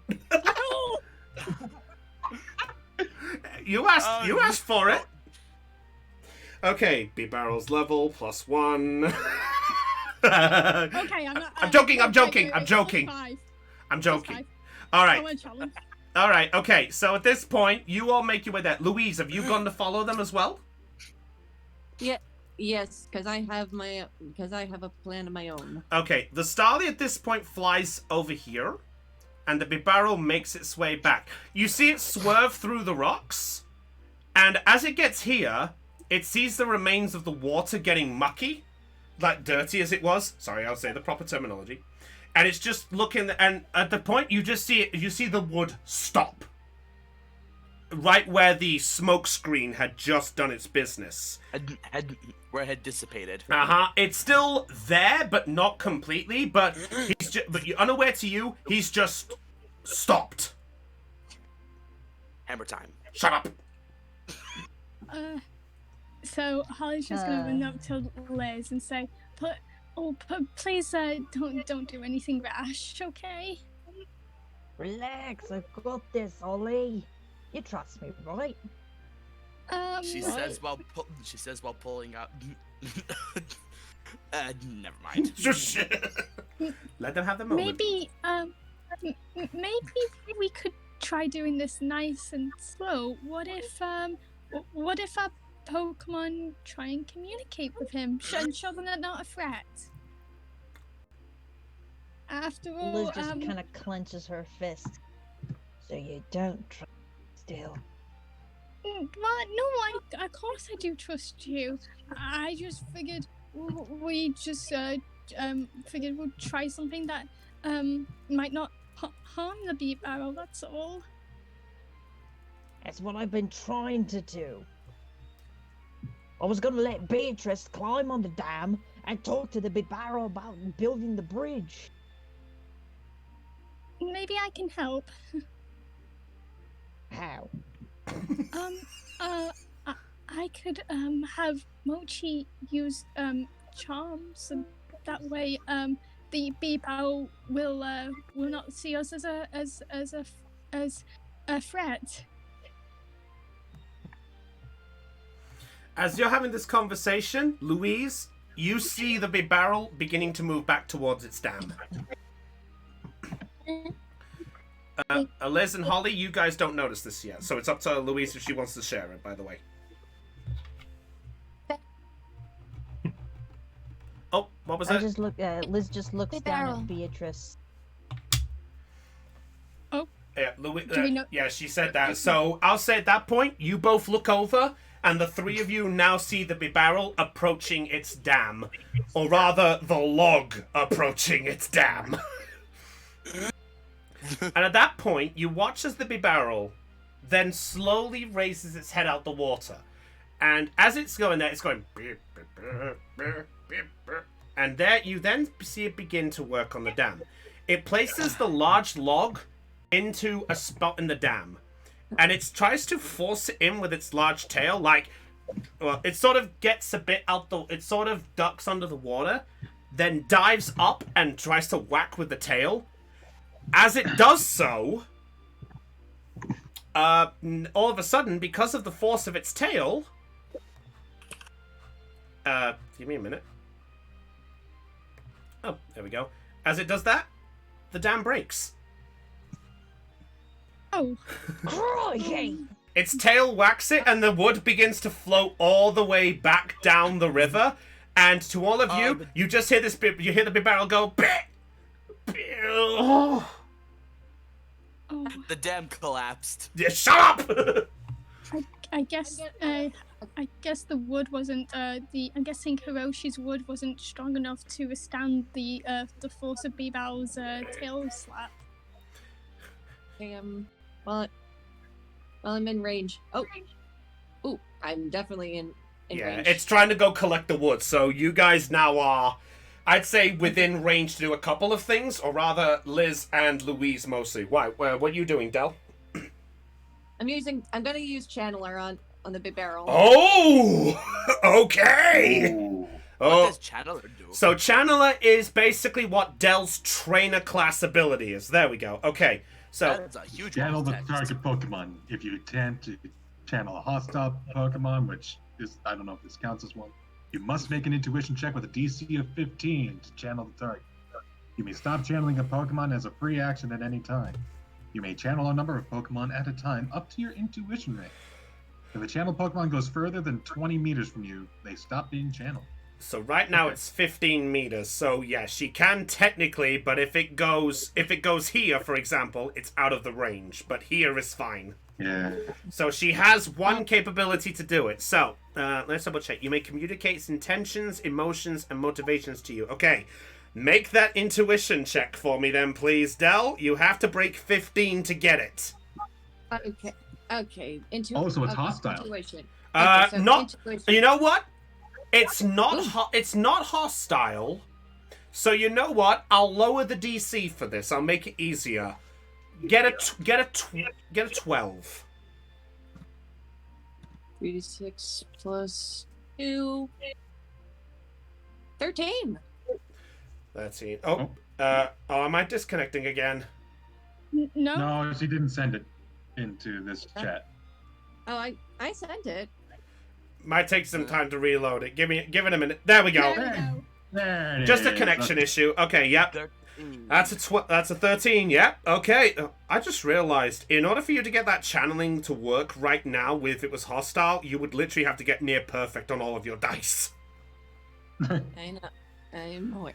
Well, that's fair. We could call this a turn. All right. So yeah. So, Liz, Holly, as you're having this discussion and you're looking at the Bibao situation, you then look and you see Louise just begin to close her eyes, and she generates this aura about her.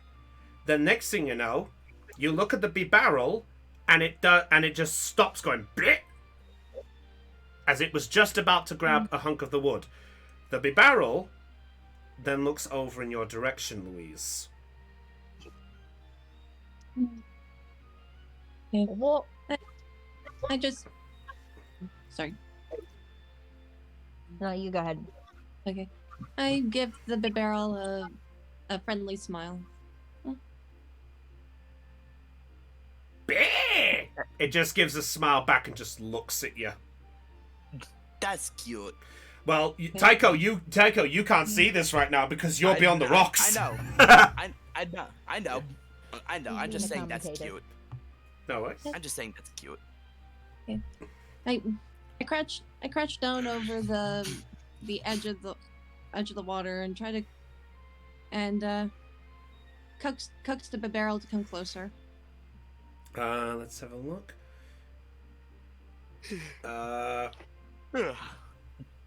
Yeah, it can do that. It's fine. Yeah. So it comes right up to you slowly, and it just gives like a... What? Okay. I look at the barrel. Hello. What? Why are you building your dam here? It sort of looks down a little bit, and then it looks back at you kind of like it's a little wary. I know you're trying to make a home, but you're... But I look over to where the unfinished bridge is. Okay. Some of the humans don't like that you're stealing their wood. They're trying to build a bridge.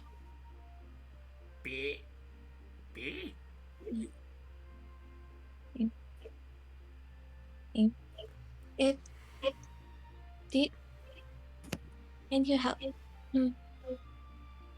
I want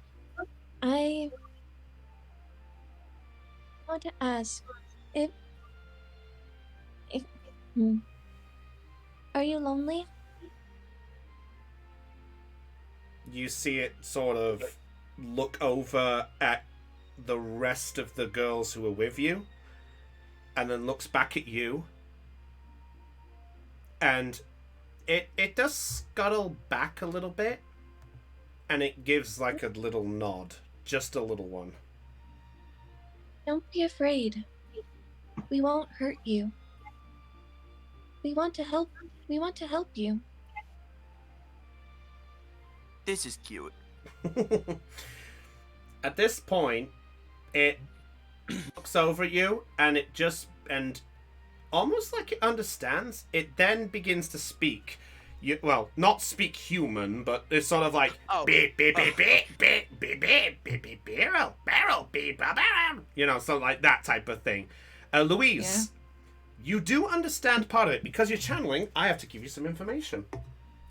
Okay, so you do get a sense from him that this barrel is lonely.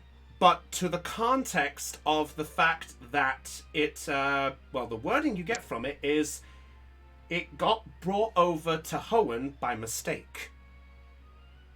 It got captured by some hooded figures who were all wearing stuff covering their faces. She couldn't see a good look at their faces, so she couldn't recognize them as they were. In the process, Bibarrel managed to escape. And when she got out, she got attacked. When she came to, she found herself in this river, and she was trying to make it. Actually, it's a female. Good point. Actually, yeah. Let me double check my details. I'm pretty sure I made this Bibarrel. Is this Bibarrel? Yeah. Yeah, it is a female. Thank you. Sorry. Okay, because you were saying she. My apologies. So yeah. So she found herself out cold, and the last thing she remembers is she got hit by the equivalent of what she can describe as a mixture of a hot water.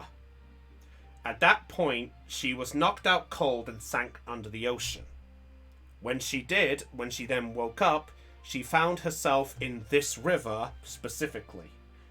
At that point, she then decided that it was best to try and acquire a home, so then she at least had a place of rest to try to figure out how to get back home. Oh, poor little Beebo. You poor thing. So I know how you feel. So at this point, Holly and Liz, you are just looking at this Bibarrel just talking, and you're just looking at Louise, who's just looking and just understanding in your eyes about this. I lean in towards Holly and just kind of side whisper, "Is either crazy or she's actually getting on to something." Holly kind of just looks at Louise with admiration, and she's like, "Oh, she's so cool." Aww. She has like the sparkles in her eyes, maybe. Yeah, I could see that actually. Like the anime style sparkle. And then Liz just has this Oh, look man. over. Liz just as it looks over, is just like, she's nuts. She's cool. Dude, you're nuts. The way the two are just communicating as one. Oh, it's so amazing. All right, I pull out. Okay, I pull out my I pull out an oranberry and I hold it out for the big barrel. Here. Hey. It sort of sniffs, then moves closer and starts sniffing at it. It just looks up at you as if it's like, really? I nod. This is nice, wholesome content. I like this. It takes the oranberry off. It does back away a little bit, like it's still unsure. Because of the channeling's a lot better, so I'll tell you this right now. If you tried this without this channeling, it would have been a lot more tense. I'll tell you that much. Oh. So, well played. The Bibarrel then looks at you with this sort of smile, and it then sort of begins to talk again, like, Bibarrel, and you get the context that from there, it's like, well, I know stealing's wrong, but what am I supposed to do?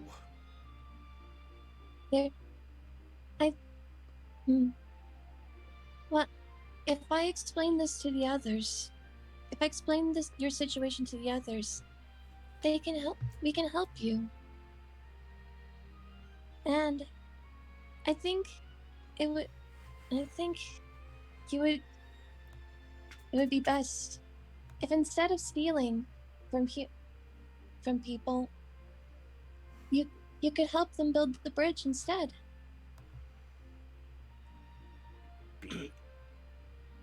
At this point, the Starly that you had got a familiarity to, or Tycho particularly, Tycho, you look and you see the Starly hop over the rock, and from your end of it, Tycho, you see Starly doing like a Starly, Starly, like it's talking. Oh, it's you. Oh, it's you again. What is it? No. He's flown in that direction, so you can see it from your vantage point. Okay. Yeah, so I'm I'm just to be watching. Yeah, okay, fair enough. The Bibarrel at this point looks at you. Oh, I'll just put Horsey in a box, just because I'll admit it was just irking me. So at that point, the Bibarrel looks at you, Louise. Slowly moves back up, and it just sort of does a bow of a head, like it knows it's done wrong, and then it's sort of like barrel, and the phrasing you get from that was, I know it was completely wrong. Please help me. I smile, then I slowly reach out, but kind of give the barrel a look, as if asking for permission to pet it.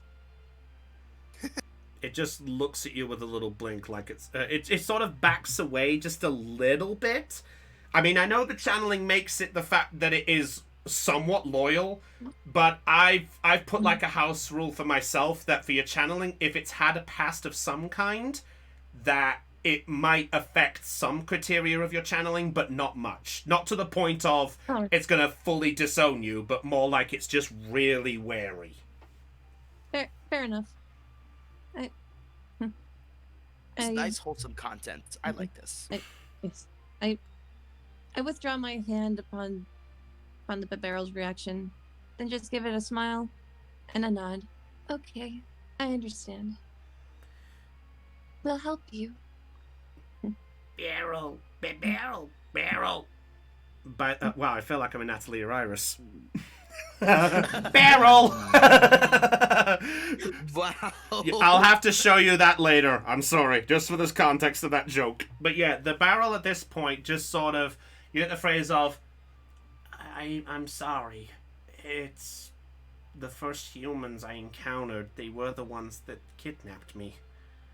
I'm sorry. So, it's okay. We'll understand. I stand up.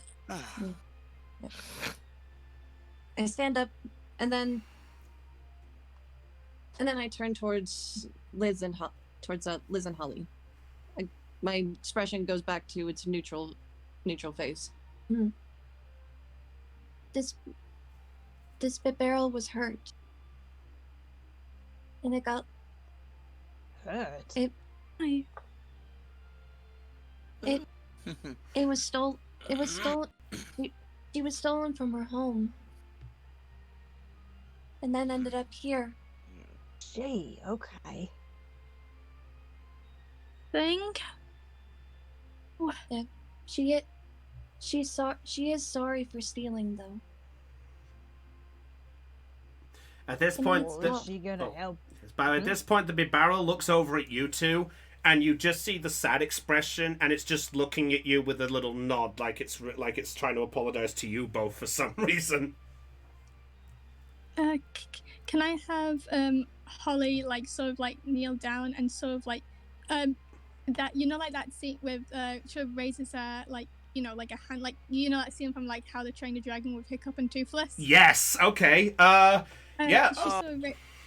Okay. You know what? If you want to do that, go ahead. Do a charm if you want.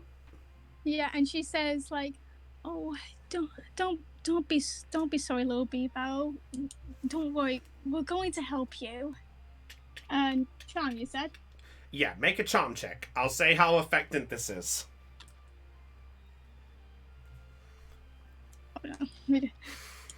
This is fun. Yay.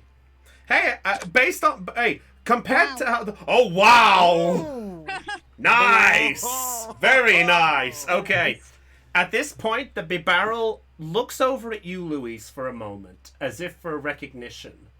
Then it looks back at Holly, and it gets out the water slowly. It sort of stops and sniffs your hand, and then it just... Barrel. It just gives you a little smile, and almost like a near sort of dog style, its tail sort of gently wiggles, like you can tell she's still nervous. Sorry, I realize I mixed up the bits, I'm sorry. That she's still nervous, but you can at least tell that there is a sense of, she feels a sense of warmth. Question. Aww. How close is Beatrice to that wagging tail? I'd say about 2 meters. Oh boy, okay. Don't worry. You feel like this. You feel like a gentle draft, not like a full on, but more like a gentle fan just cooling you type of thing. I just imagine Beatrice is just in the line of the fan, and she's like. So it's the equivalent of Holly like, yo, this is a good face, and you're there going, this is a bad tail. Anyway, after like as Holly strokes the Bibarrel, she just goes like, "Don't worry, we're your friends, and we're going to help you." Evie! At this point, Beatrice walks over to the Bibarrel, sort of stands next to it, and is sort of just doing its little communication as it was. And you see the both of them smile at this point, and both their tails are sort of gently wagging at the same pace. Oh. Well, if this Bibarrel is alright by Beatrice, it's alright by me. Barrel! Me! He sort of just does a... What? Yeah. He sort of... The Bibarrel just looks at you, and sort of does the same sort of smile back. And...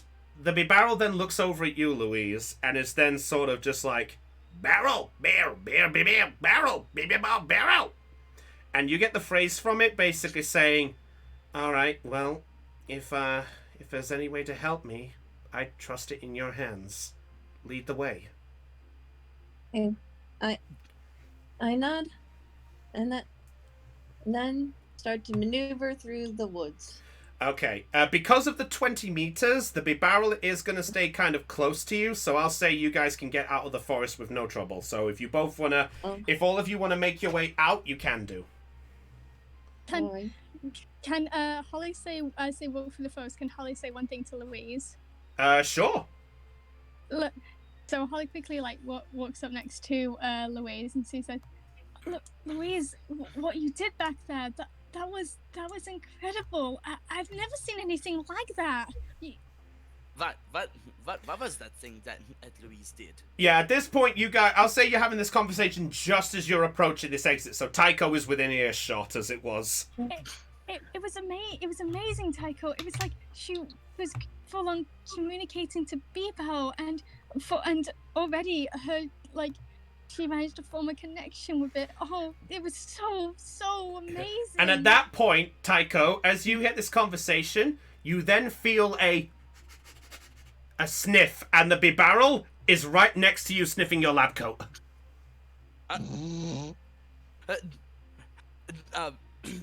Tycho, he didn't expect the big barrel to be right there, so he stepped back in surprise, oh, hello there, barrel. He looks over. Big barrel looks over at you, Louise, for a moment, and then back at Tycho, then back at you. And Reggie will hop out of the water. To meet the bee barrel. I'm actually curious. How would Louise react to having someone praise her that much? Oh yeah, that's true. Yeah, Louise, how are you reacting to Holly's remark? To Holly's remark. Yeah, about what you did and so cool and such. She's nonchalant, just kind of shrugs. Okay, real quick, did anybody else think of a TF2 meet the blank when friggin' Cliff said meet the bee barrel? Da da da da! Bee barrel, bee barrel, bee barrel, bee barrel, and it shows bee barrel just whacking Pokemon with its tail. and then does anyone picture bee barrel with Heavy's voice? I am Heavy Weapon Bee Barrel, and this is my tail. Yeah, that's true. Yeah. Why do you think I said Heavy Weapon Bee Barrel, not Heavy Weapons Guy? Alright, so yeah, so at this point the big barrel is sort of sniffing the horsey as it was, sniffing Reggie. Meanwhile, Hiroshi looks over at you, Louise, for just a moment and goes, somebody mind explaining me how you've managed to... What's going on? And at this point the big barrel just flinches up. I tell Hiroshi about what I learned from the big barrel, and then ended with, she's very sorry for stealing the wood from you. He looks over and the big barrel is just sat there, just looking at the ground, feeling like she let down. Hiroshi then sort of sighs a bit and goes, well, I can't blame the situation. Granted, it did ruin my work, but I guess I can't blame the situation, so... it's a she, right? I nod. Look, Missy, I mean no disrespect, but I did have a job to do. That's the reason I got annoyed. But concerning your situation, I won't do any charges or harm. You've probably gone through enough of that already. And you see the big barrel's face just perk up a bit like, barrel? And you see Hiroshi at this point goes, so according to what they've mentioned, that you were trying to make an amend bit somewhere or something? Tell you what, how about you help me build this bridge and I can give you a loving home back? You see the big barrel just look over at the rest of you, almost like the idea of this is a little strange out of nowhere. But Hiroshi then sort of walks forward and steps. Sorry, I apologize. I'm just he's just here for the context. I'll help get out of the way. Thank you. He sort of bends down to the barrel. He sort of gives it like a pat on the head gently and goes, "I know it's been rough, and I know that some humans may seem arrogant, rude, or loud, but you gotta look past that posterior. You'll be able exterior. Sorry, wrong word. I know what I said. I know what I said. I'm sorry. Just gotta look past that tail end and look at the bigger picture. It's because we mentioned you're behind in your past. No. That's wrong, Pumbaa. No. Just continue. You gotta put your past behind you. Right? Wrong! I love that line. I need to properly see that line to properly get it. I'll look that up afterwards. But anyway, so Hiroshi at this point just smiles and goes, "We're not all like what those people did to you. And I may come off as a bit pushy. I do what I can for the sake of the people of this land. But that being said, you're a visitor from the land in some regard, and it would be wrong to offer the wrong hospitality back. So, if you are willing to help me fix up this bridge, I'll give you some comfort, and we can see if we can try find you a way back home, if you want to do that after we fix this up. Does that sound fair? I'll even personally try to make you go. I'll even try and make you a route to get you back there." And at this point, the barrel just sort of gives sort of this smile, and you see it just begin to sort of cry, and it just sort of nods its head like, "Bah!" And no doubt with you two working together as partners, I have no doubt in my mind that this bridge will be the best bridge in all of Hoenn, especially with you and B-Bow's amazing craftsmanship. Well, it might take a little work to get it right, but concerning those pearly whites on Bibarrel, I'd say she can definitely get the job done. If anything else, if I get the wood, you can cut it, and we can make this the best. That way we give a route to the people, and we give you a route back. Barrel! That sounds about right. At this point, Hiroshi looks over all of you and goes, "I appreciate your help. Listen, again about earlier, I am sorry, but I really do appreciate what you've done." It was nothing, really. No worries, mate. I just bow out of politeness. I'm just happy that we managed to we managed to help you and B-Bow out.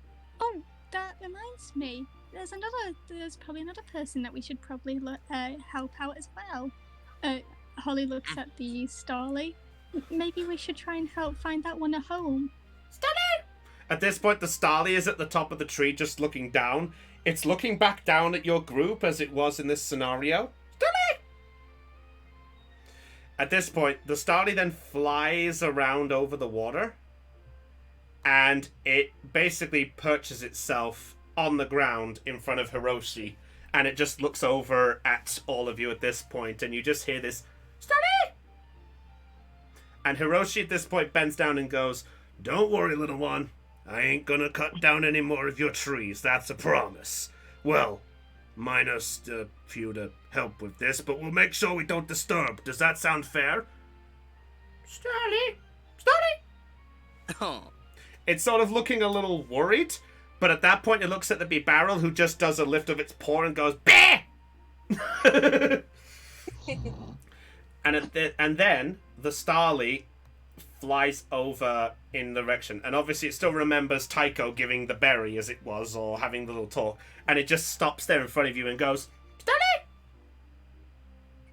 He looks down at the Starly and smiles at it. "Don't worry, you will be safe." "Starly!" It just does a little wing like in the air, like, "Starly! Starly!" he reaches down and gently scritches its neck like for a moment before stopping. It just does a ruffle like a poof. A little ruffle like a poof. And then it sort of gets up in the air and flies around, and it then flies off towards the forest. It flies off in that direction, and it's just gone from sight. Auf Wiedersehen, you little feather ball. Well, I wasn't expecting that Starly to be so friendly with me. I didn't expect Heidi to disappear. I did sort of notice that. She's gone for. Oh, there she is with a cat. Sorry about that. Yeah. Stupid internet. Oh, no worries. I thought it was the cat's fault. You were like holding the culprit, like just as the barrel took. Just as I could see that now. Nobody blames the cat.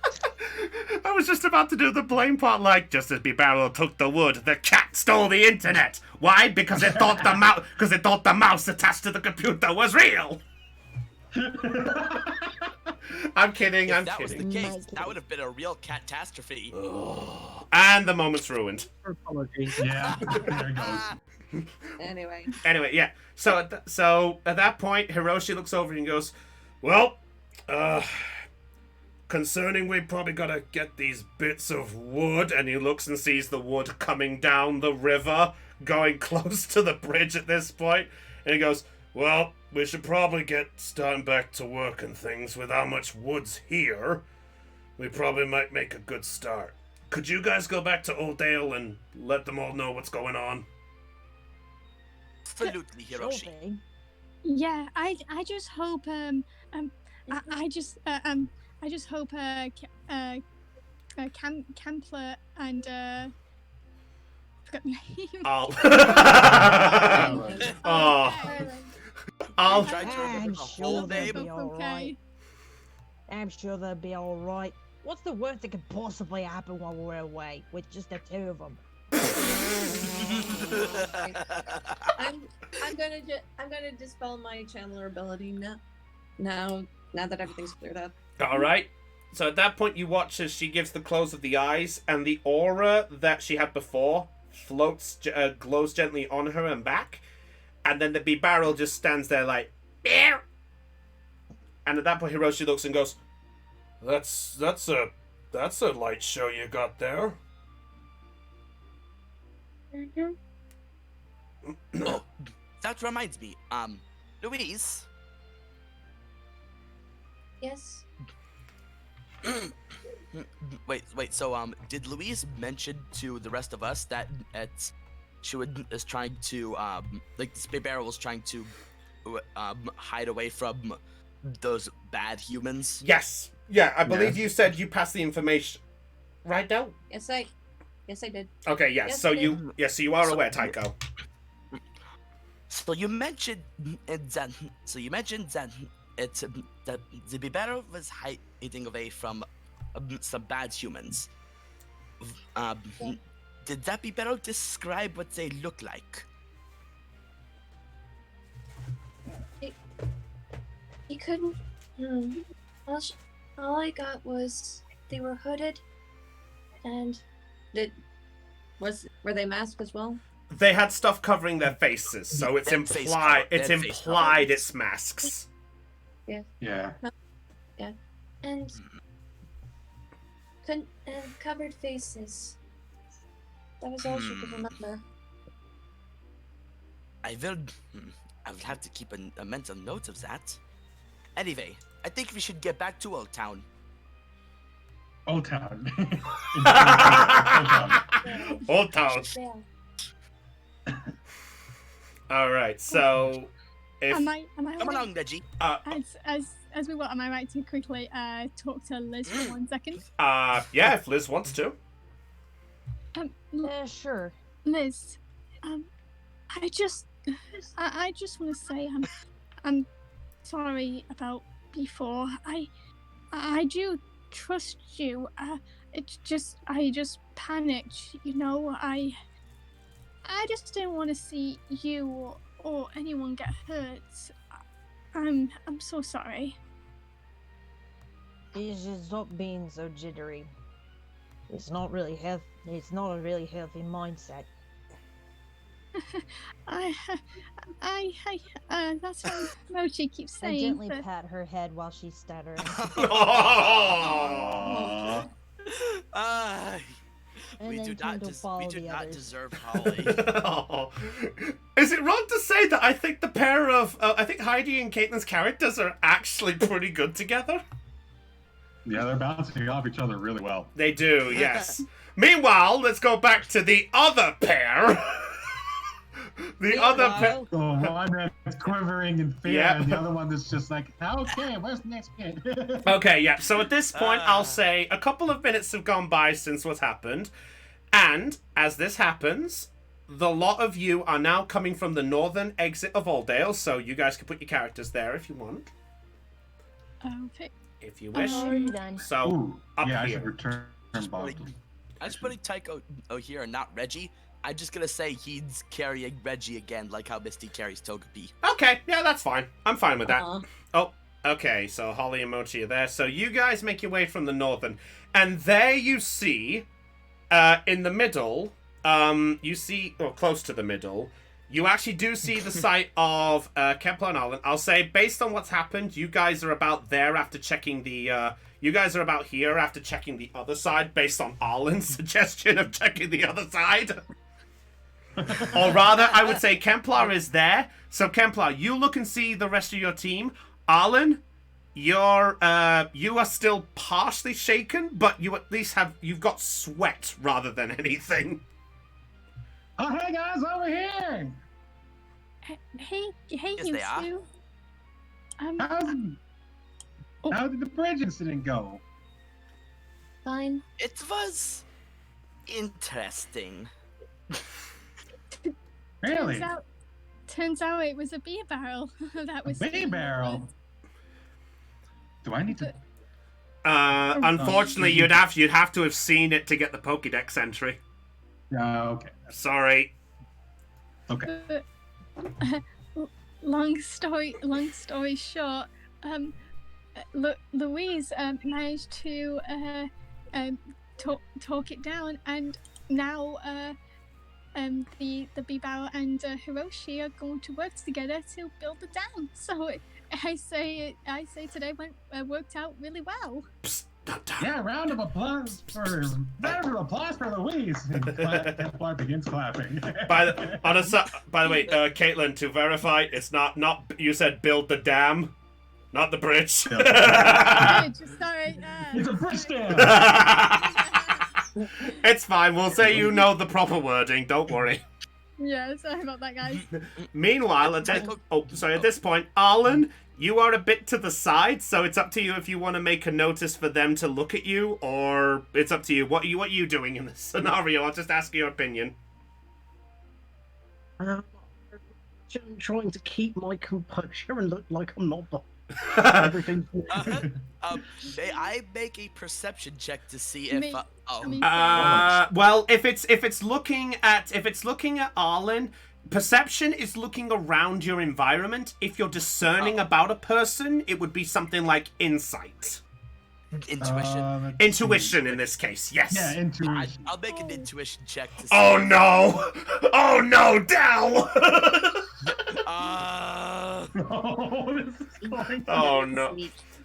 Yeah, the Shuppet has the sneaky movement. Actually, you know what? Screw the intuition check. I'm gonna make a perception check to see if Tycho can catch this Shuppet in the act. I'll say because it's moved, yeah, I'll let you have one chance. Holly, you rolled that perception there, so that's a fail from you. So I'll give Tycho one chance. One chance. But fine. How many dice is your perception? 2d6. 2. Okay. I'll do that right now. Okay, you need to get really good. All right, what do I need? I doubt it's gonna happen. Let's see. Ooh, oh, 11. Oh, wow. That's actually really good. That's actually really good. That's one short of max. I was expecting to roll a lot lower. Everyone does. I will say at this point, Tycho, you do see the sight of the Shuppet just appearing behind a nervous-ish Arlen. So, Louise, I will say, if you want to, I will give you one opportunity to try something. And, Tycho, you can listen to what the Shuppet is going to do, and you have the option to alert Arlen or not. But only after... alerting Arlen. Hold on. We'll find out what the Shuppet's going to do to scare him, if anything. Okay. Now Puppet is just going to sneak behind Arlen and go and just kind of go blah, just kind of go boom. Okay, so yeah, I'll say it pops behind, and just as it's about to go for the bleh, Tycho, you have 1 moment if you want to react because you rolled a 6 and a 5. Tycho looks straight at the Shuppet and goes in its direction. The Shuppet looks over. Arlen, at that point, you turn around and you see the sight of the Shuppet right before you. The puppet does like a sort of like a nervous laugh, and it just gently glides back towards Louise. And as it does, it looks at Tycho with a spiteful stare. Tycho looks straight back at Puppet with that same stare, but with a touch of smartass. Go ahead, Del. I gently pat Puppet on the head, going, there. So Kempler, did you and did you find anything interesting while being here? Oh no. Well, yeah, we might have looked around for a few trees that didn't have any Pokemon in them. There were a few Starlies. There was even a Kakuna that evolved into a Beedrill. But yeah, we found quite a bit of logs that are trees that Hiroshi can cut down. Oh, wait, a Beedrill? Yeah, I caught it. His name is Openor. You caught a Beedrill? Can I see You it? caught... No. Actually, you caught a what? A Beedrill. Oh, Kempler, can I please see a Beedrill? Their wings and patterns and body patterns are so just to die for. They are so pretty. I have to see it, please. Well, Openor's pretty hurt right now, so I ought to heal them at the Pokemon Center first. But yeah, you can see Openor's wings whenever he's healed up. Tycho is just wide-eyed in slight disbelief. Excuse me, a Beedrill? Yeah. You're mad. No, I'm Kemplar. He just face palms. He takes off his glasses for a moment, face palms, and then puts it back on. Okay. Hey, yeah, I could see that. Liz has the oi. Is that with a sense of you have got to be kidding me? Yeah, that is from Heidi. Yeah. Okay, Louise, how are you reacting at all? I mean, we got everyone else, so I didn't know if you have a reaction or not. I'm just staring. I'm just staring at them with the just blank faced, just like. And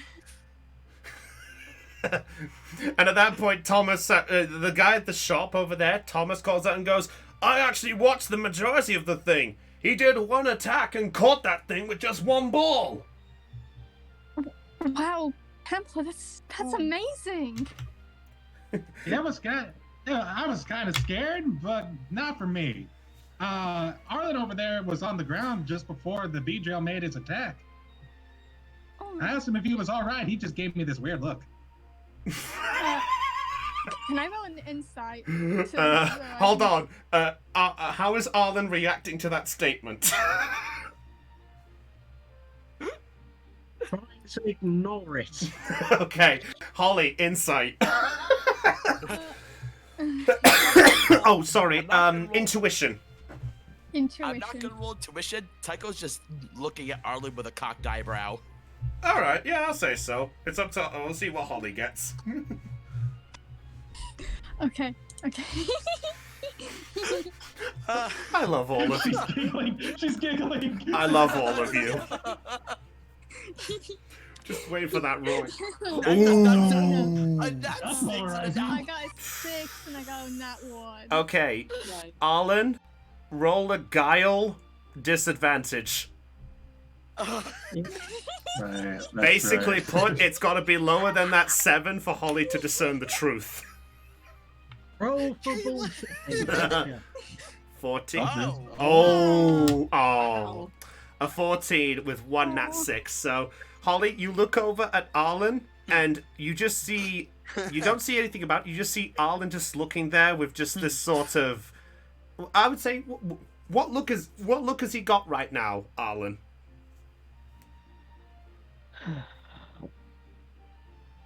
I think at this point I just look annoyed and fed up. Gonna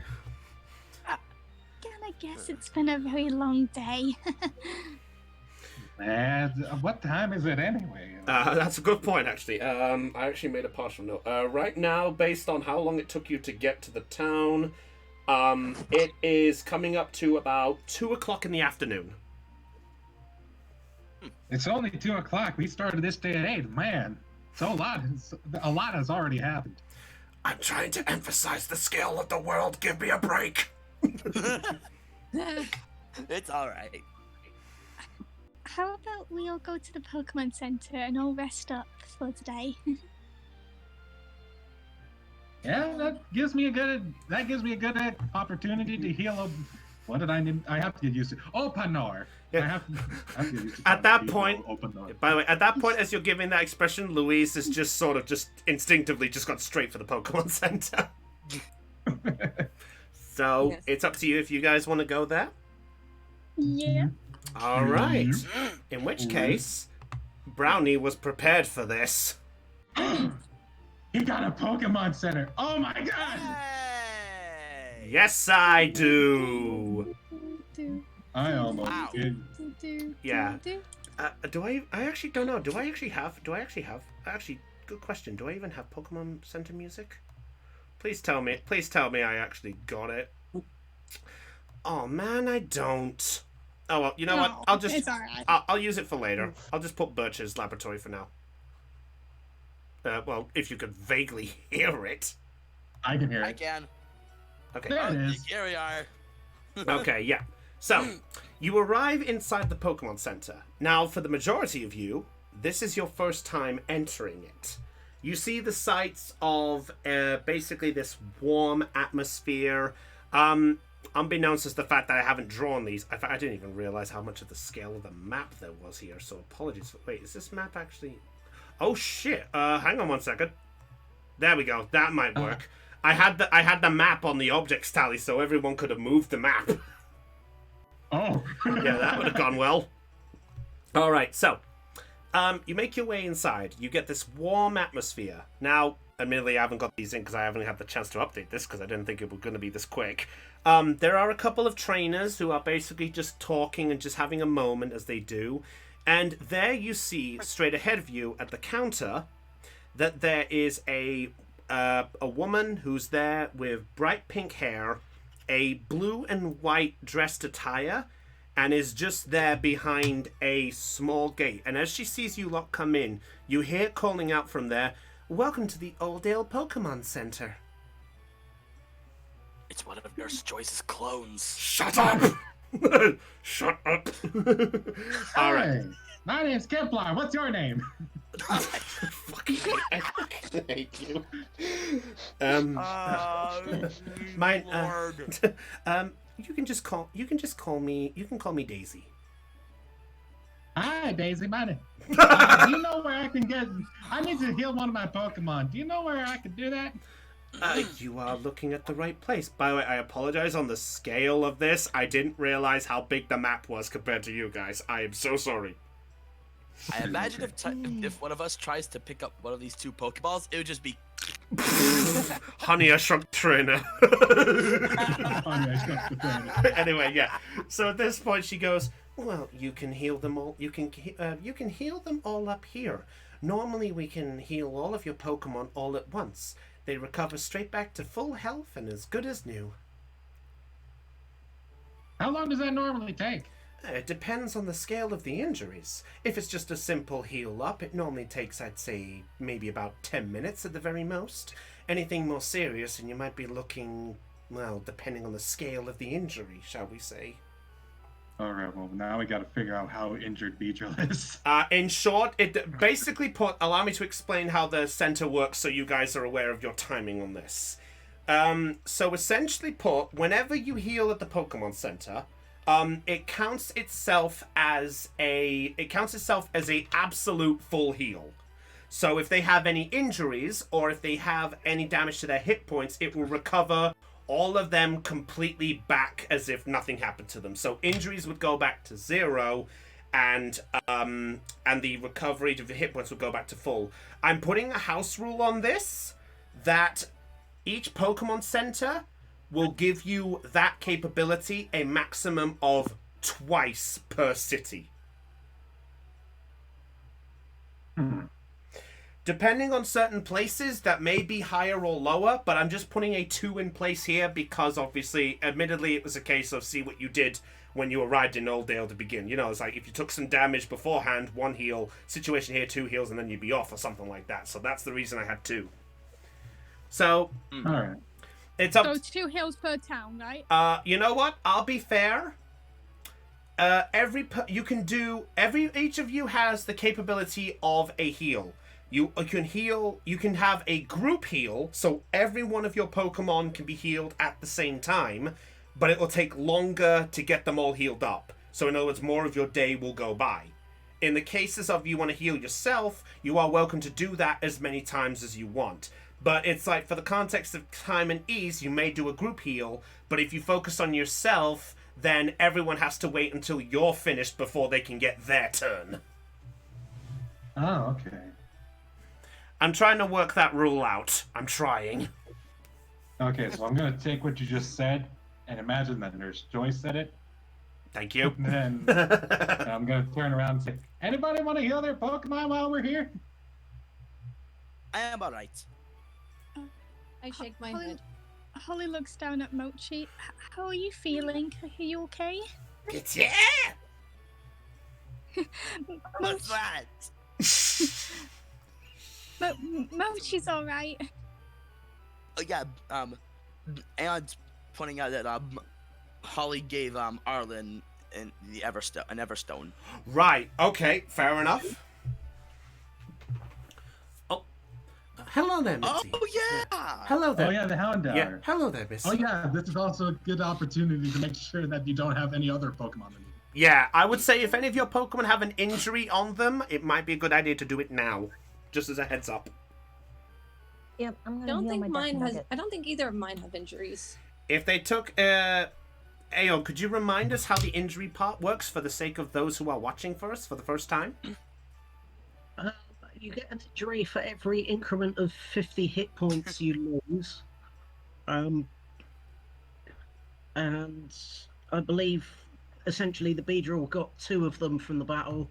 One for going past 50% and one for the taking more than half its health in one go. So there you go, everybody. So yeah, and if a Pokemon hits 10 injuries, it is classed as dead. Not fainted, dead. Wait, how many injuries? 10. Oh, okay. So that's Yeah, why I'm so doing like this, so it's you guys have to keep yourself focused. But if you do a long rest, it will recover one of those injuries and get you back to the full health. Yeah.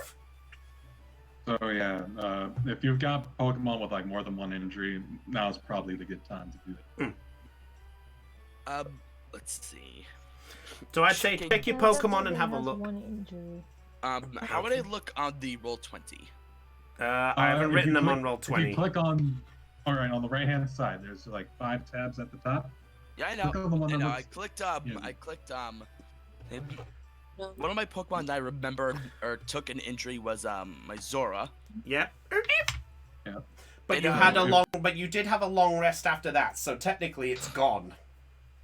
Okay, so none of my Pokemon are injured. Yeah. Alright. In fact, based on my notes I see here, good. based off my notes of this, the Houndour, the Beedrill are pretty much the only 2. I might be able to get away with letting Beedrill not go through. Well, you have to understand, if it's not for the injury, no, he's on 10 hit points right now. Aren't hit points restored after long rest as well? They are, yes, but this... Okay, I realize there's a fundamental flaw in my part here, so you know what? I'll say this, Pokemon Centers can recover all of the statistics done at once, but you know what? I think I'll be fair on this. If you use a Pokemon Center, you can have an opportunity for them... They will recover to full health easily. If they have injuries, I will say Pokemon Centers can heal 3 injuries max per visit. Okay. Yeah, but based off of their criteria, I will say you can only use a Pokemon Center once per day. That sounds a lot more fair. There we go. That sounds fairer. So it might be recommended for everyone if you want to get a group heal if you've taken injuries in battle, just to get them out the way. Otherwise, well, you get the idea. So it's up to you how many you want to do and such. But also, I will say this: if any injuries are still left, that means you can't use them they can't use the Pokemon Center for the rest of the day, and their injuries are still there. Okay, so we're basically taking Houndour. What's the name of Houndour? Death Nugget. Death Nugget. Death Nugget and Openar are going. I suppose Death Nugget and Openar are going to get a group heal today. I'm actually curious. Did Liz ever mention to the group that when she first saw Houndour, it was injured? I don't think I have. No. Okay, fair enough. Alright, so in this case, Kemplar, you look and you see the Houndour. I'll say that you do see what looks like a small bit of a bad bruise, basically on its front legs. So it's looking like as if it's still standing, but it's struggling a little to stand. One of its front legs or both? Just one of them. Okay. Top left. Okay. Poor doggo. And I'll let you just. Or should I actually send out Beedrill? Yeah. You have to. How do I do? Okay, so you Alright. pass. So basically, you tell me which Pokemon you are giving to the nurse, so that way we're aware, and you can mark them as out of action for a while if need be. Alright, so Openar the Beedrill is going to be. Yeah, I'll say if you tell me what Pokemon it is, if you place their token on the counter, it will be implied that they're in the ball, by the way. Okay. That sounds like a good idea. So, clarification, I just need to know all of this. So, Del, you healing anything? Nope, I am good. Okay. Caitlin? Nope. Floof? I'm good. Nope. Aeon? As far as I know, Pico's at full health, so no. Okay. Elizabeth? I'm healing 1 Death Nugget. Healing Death Nugget. Okay. And Kemplar, is it just the Beedrill? Just Openar. Okay. Everybody else is okay. All right. Yeah. Okay.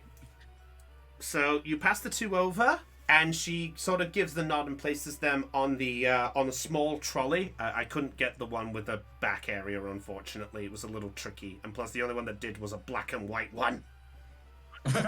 So no. Yeah, that'll be hard. Okay. So at this point, she places them on a little trolley, and she sort of looks and goes, "Okay, I'll have a look at them, and I'll bring them out to you I'll bring them out to you as soon as we can. Okay." Alright. Thank you. If you just wait over at one if you wait over somewhere and just stay within the center, you should be able to do so. There are some accommodation. You can use the PC over here. Come to think of it, are you new trainers? I am. I don't know about the rest of them. Oh. Then perhaps. I like to think of myself more of a scientist. Well, I am. Well, she's more talking to the 2 at the counter first. Oh, It's all right. Don't you stop. Yeah, it's fine. Wait your turn. So at this point, she goes, Oh, shush. "Well, if it's the first time in a Pokemon Center, I suppose it's only fair that I give you the proper rules of what happens when you're here, because it's only fair to bring those out, if that makes sense."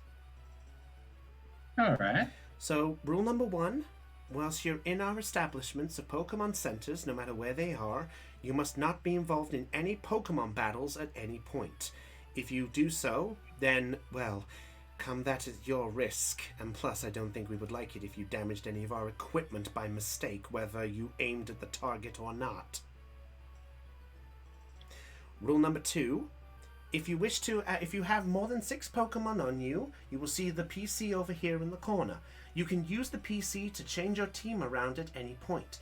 While the tournament is taking place, which I'm guessing you're all involved with if you're traveling together, then you can use that to access your team storage. Note that the team storage is filled for the capabilities of having 150 Pokemon amongst your team. Meaning, if one of you catches a Pokemon and it goes in the PC, it's true that only that trainer who catches it can withdraw it. It is counted towards your team storage. Templar's limited on the number of friends that he can have? I'm afraid so. I had to put a restriction somewhere. Rule number 3. Though our Pokemon centers are open for the 24 hours when you're out and about, but just be aware that depending on the time of the day, you may get a quicker reception than others. Alright. That sounds right. And the last rule is, we do not accept any. Please be aware that though we do not have any payment for services, you are welcome to pass any donations if you so wish. Doesn't add anything else, but it does keep our services going if you so wish. And also, last rule, and this is important, I would like it if there was no there is no shady or dark deeds being done here. That basically means selling of a Pokemon of any way, or stealing other people's Pokemon whilst you're here. Chances are, if you get caught with that, well, the police might have a better word with you than I will. Liz kind of. I want people going to steal Pokemon. No. Templar. I'm not going to say much more about that. Okay. Also, one other house rule I have to pass on, by the way, as a heads up. If you are planning to trade Pokemon, you can only trade with them within the Pokemon Center. Alright. So, alright, Del. Sorry, I just saw that message. Alright, so in short, it's basically, say for example, if you're giving a Pokemon, like if you catch one in the wild and give it to someone, you're fine to do that outside of a Pokemon Center. But if you're 100% wanting to do like a legal trade for something, then it has to be within a Pokemon Center. Alright. The reason for that is it's a legalized trade and the system can recognize it, basically. Because otherwise there may be some sneaky business. Now then, are there any questions? Yes. I would like to donate 100 of the Pokebucks to the. Oh. Okay. Fair enough. Okay, sure. If you want to do that, you're welcome to do so. You paid the 100 and I've just changed my monies. Okay, that's perfectly fine. So you donate the money, and she looks at you with this sort of gentle smile, like, "Oh, thank you very much for your donation." Where do we go? Thank you for your services. Oh, never mind. Found it. Okay. What's up, Caitlin? Oh, never mind. Found it. Oh, no worries. Found something that she was looking for. All right. On a side note, just so everybody else knows, I'm gonna head off right now. Need to pick something up. No worries, Del. Right. Okay, yeah. No worries, Del. Just see if you can try and get that, and we'll see if we can. We'll see how things are by the time you finish up. Okay. All right. I'll try to get back, but if not, I'll see you guys next week. Okay? No problem, Del. Alrighty. Or 2 weeks from now. Bye, guys. See you, Del. Bye. Okay. Go. Love you too, Del. Yeah. Okay. Right. So, as this is going on here, so you make the donation as you do. Your Pokemon are basically carted here. So for now, I would say they're on the counter, so we're aware that they are going through their moment. So at this point, she looks and goes, "I'll have a look at them and I'll get them out to you as soon as possible. Just take a seat and I'll be with you shortly." Thank you kindly. Liz just nods and she's gonna go over here. No problem. Yes, Caitlin? I was gonna ask, am I alright to have Holly interact with Liz? You're welcome to do so. You can just say if you want to do it, and the character can do it. Go for it. Sorry, It's I okay. just want to just like double check in case someone else wants to do something. That's fine. It's all right. Based on what Arlen's just told me, what he's doing, fair enough.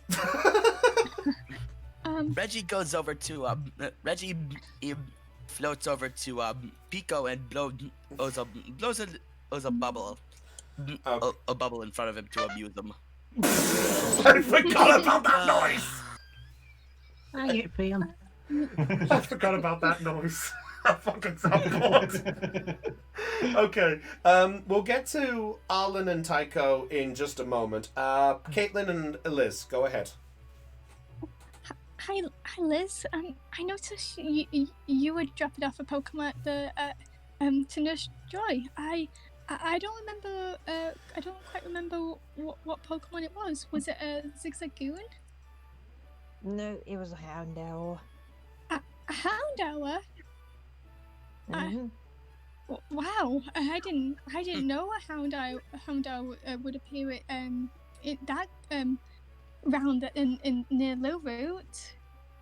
Oh, Poor bloke's been injured. Injured? Mhm. A friend of me was limping. Oh no. Oh. Yeah, so I told him I'd take care of him. Oh. I hope I'm sure with Nurse Joy here, she'll happily heal up to as good as new. But that kind of makes me wonder though. Remember when Louise mentioned about those hooded figures that captured that poor bee barrel? Maybe do you think it had something to do with that, or do you think it was just a major big coincidence? Now, come to think of it, I don't really know. Honestly, I haven't really thought about that. But now that you brought it up, injured Pokemon around the Hoenn area?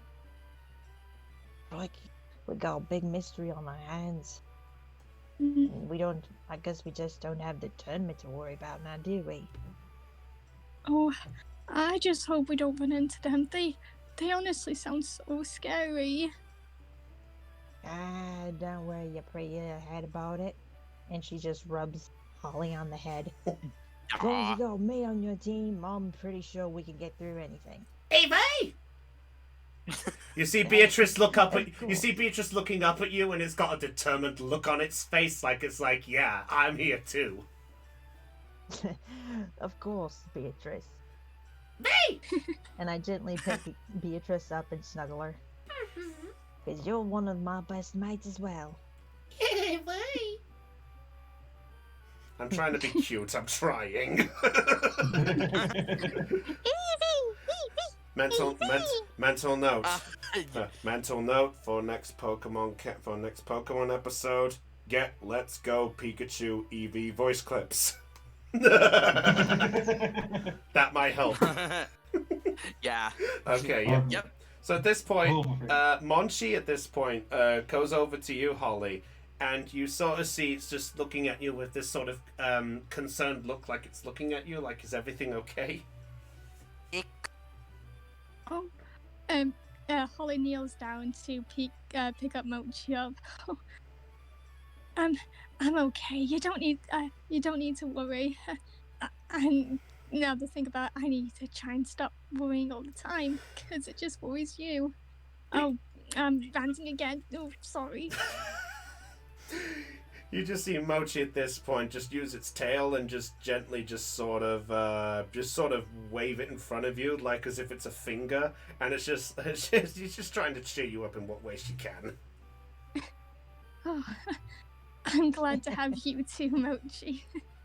You and that Pikachu are best mates as well, I assume. Yes. I like to see Mochi's one of my best friends and one of my closest partners. Same with me and Beatrice. Baby. And I just gently scrooge Beatrice behind the ears. I'm sure I'm pretty sure with all of us working together, I'm sure we can get through anything. Too Though, right, mate. hopefully nothing scary, of course. Whatever does, if anything scary does happen, you can count on Liz B. Doom and Beatrice to pull you out of that situation. I really appreciate it. Thank you. And Liz just gives you a confident thumbs up. And as you girls are having this conversation, you suddenly hear the sound of a horsey going see with a that fucking noise. Dan, give me that noise. Give me the noise again. Sure, I can do this one. Thank you. You hear like a little trumpet noise and the bubbles blowing into the Joltik's face. As you sort of there, I'll say it's up to you two if you look over at this point. But as Reggie's blowing the bubbles, Pico is just gently trying to pop them with his claws a little bit, and one of them then blows up into Arlen's face and pops right in front of his face.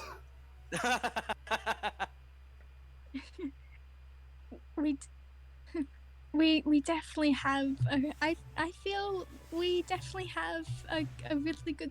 We're coming together as a pretty great team, and it seems like our Pokemon really enjoyed it. Everyone, too. Yeah.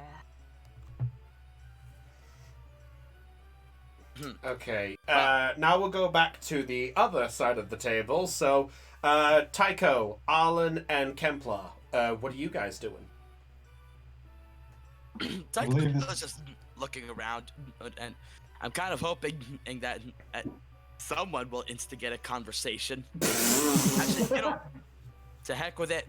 It's I will. So Tycho right now is sitting at the table. This seat next to where Arlen's sitting. Okay. So, I'd like to bring something up to speed with you two, if you don't mind. And while he's talking, Tycho is holding Reggie like he's holding a cat. Okay. So Louise is earlier at the river mentioned to all of us that with I'm trying to formulate what I want to say. So earlier at the river, Louise mentioned that the Bibera that we saw was hiding away from some bad people, and they seem to be wearing face coverings. Why is Kemplar on his side? That's He's chilling. 30. Doing push-ups. Kemplar is push-up. Hey, fair enough. 35. 36. Kemplar. 37. 38.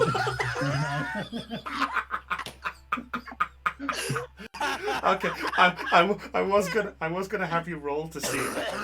I was gonna have you roll to see if you could keep those going, but you know what? For the laugh, go ahead. Is Kemplar paying attention? By the way. A little bit. Okay. Yes. Anyway, do any of you might know what might these people be who wear face coverings and supposedly harm Pokemon? Alright, well, Kemplar's gonna have to stand up now. Yeah, fair enough. Because that's been buzzing in my mind ever since we went back to Old Town.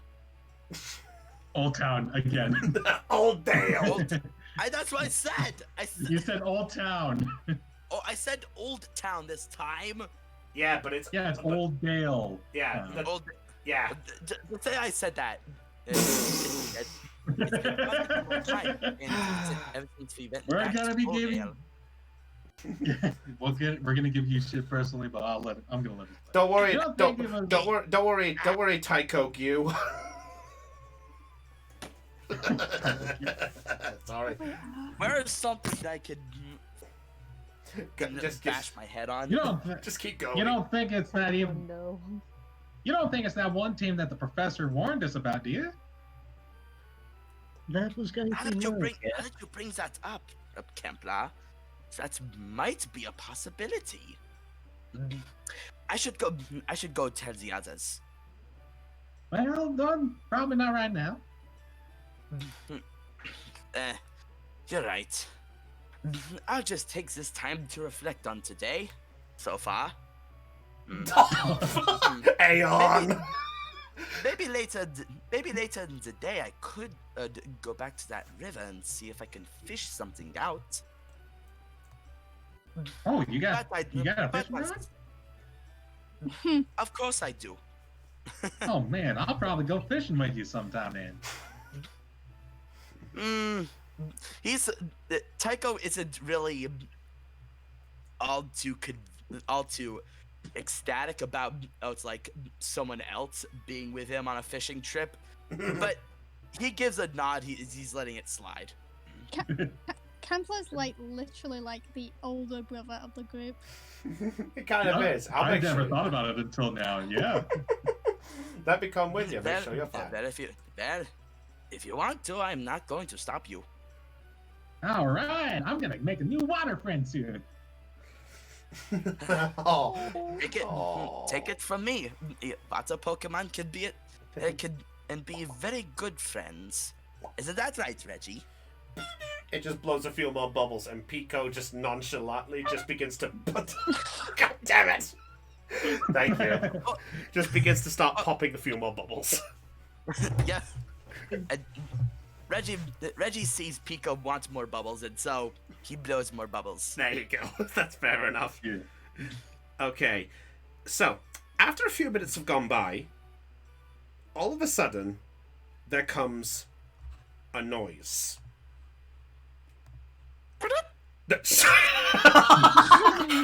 No, Not that noise. I couldn't help. I appreciate it. Okay. Anyway, I just realized I actually do not have. Oh, fair enough. You know what?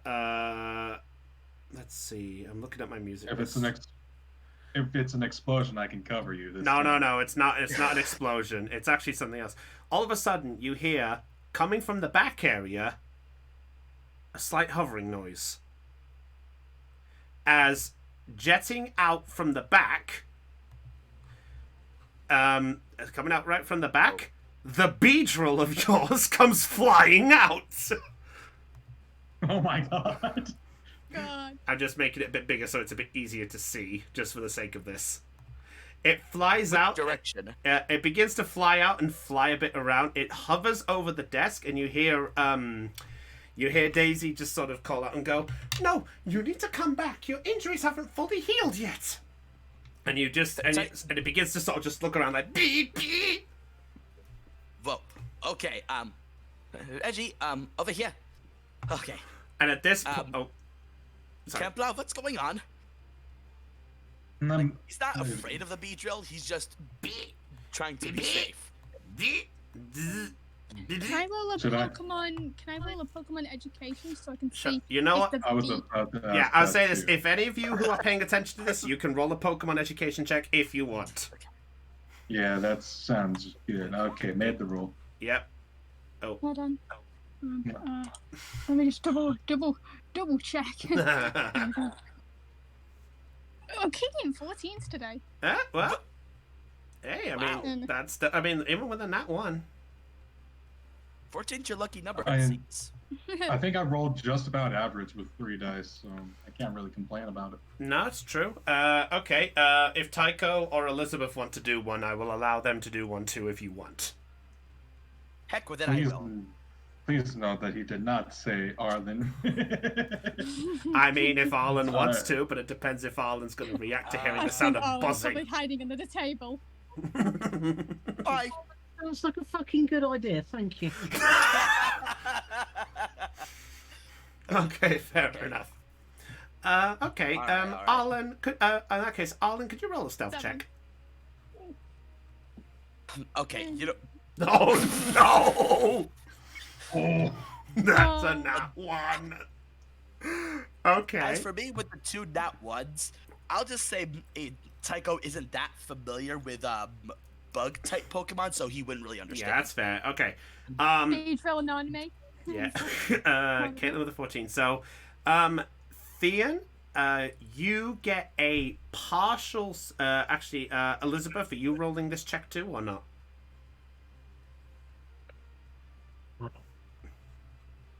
Heidi, on mute.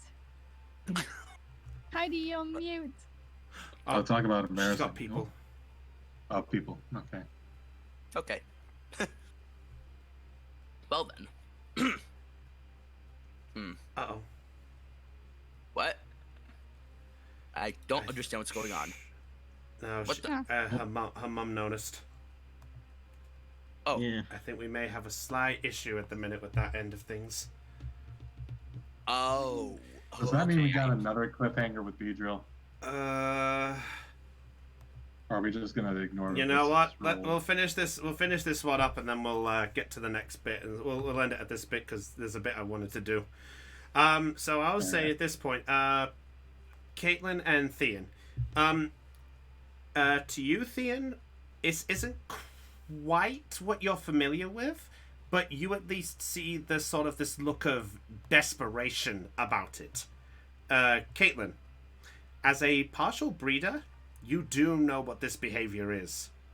And that is, it is the feeling of, please tell me there's a friendly face somewhere. Oh no, it's scared. Oh, like nervous as well. Oh. I'm gonna. Kepler is going to begin to slowly approach. It flies over and it actually hovers over the table away, over right where Arlen is. And in fact, because of Arlen having the 3, it actually looks at the top. It looks at the top of Arlen's head, and it thinks the top of the head looks inviting. It's because of the bright colours. Yep. Really good. Oh, great. So it flies over Arlen. You think you're well hidden. You then hear the buzzing, and you look up, and there is the Beetle looking right at you. Can I quickly tell Campler that the Beedrill is really nervous about its surroundings? Yeah, you can do. Yeah. Okay. Yeah, that's Arlen right now.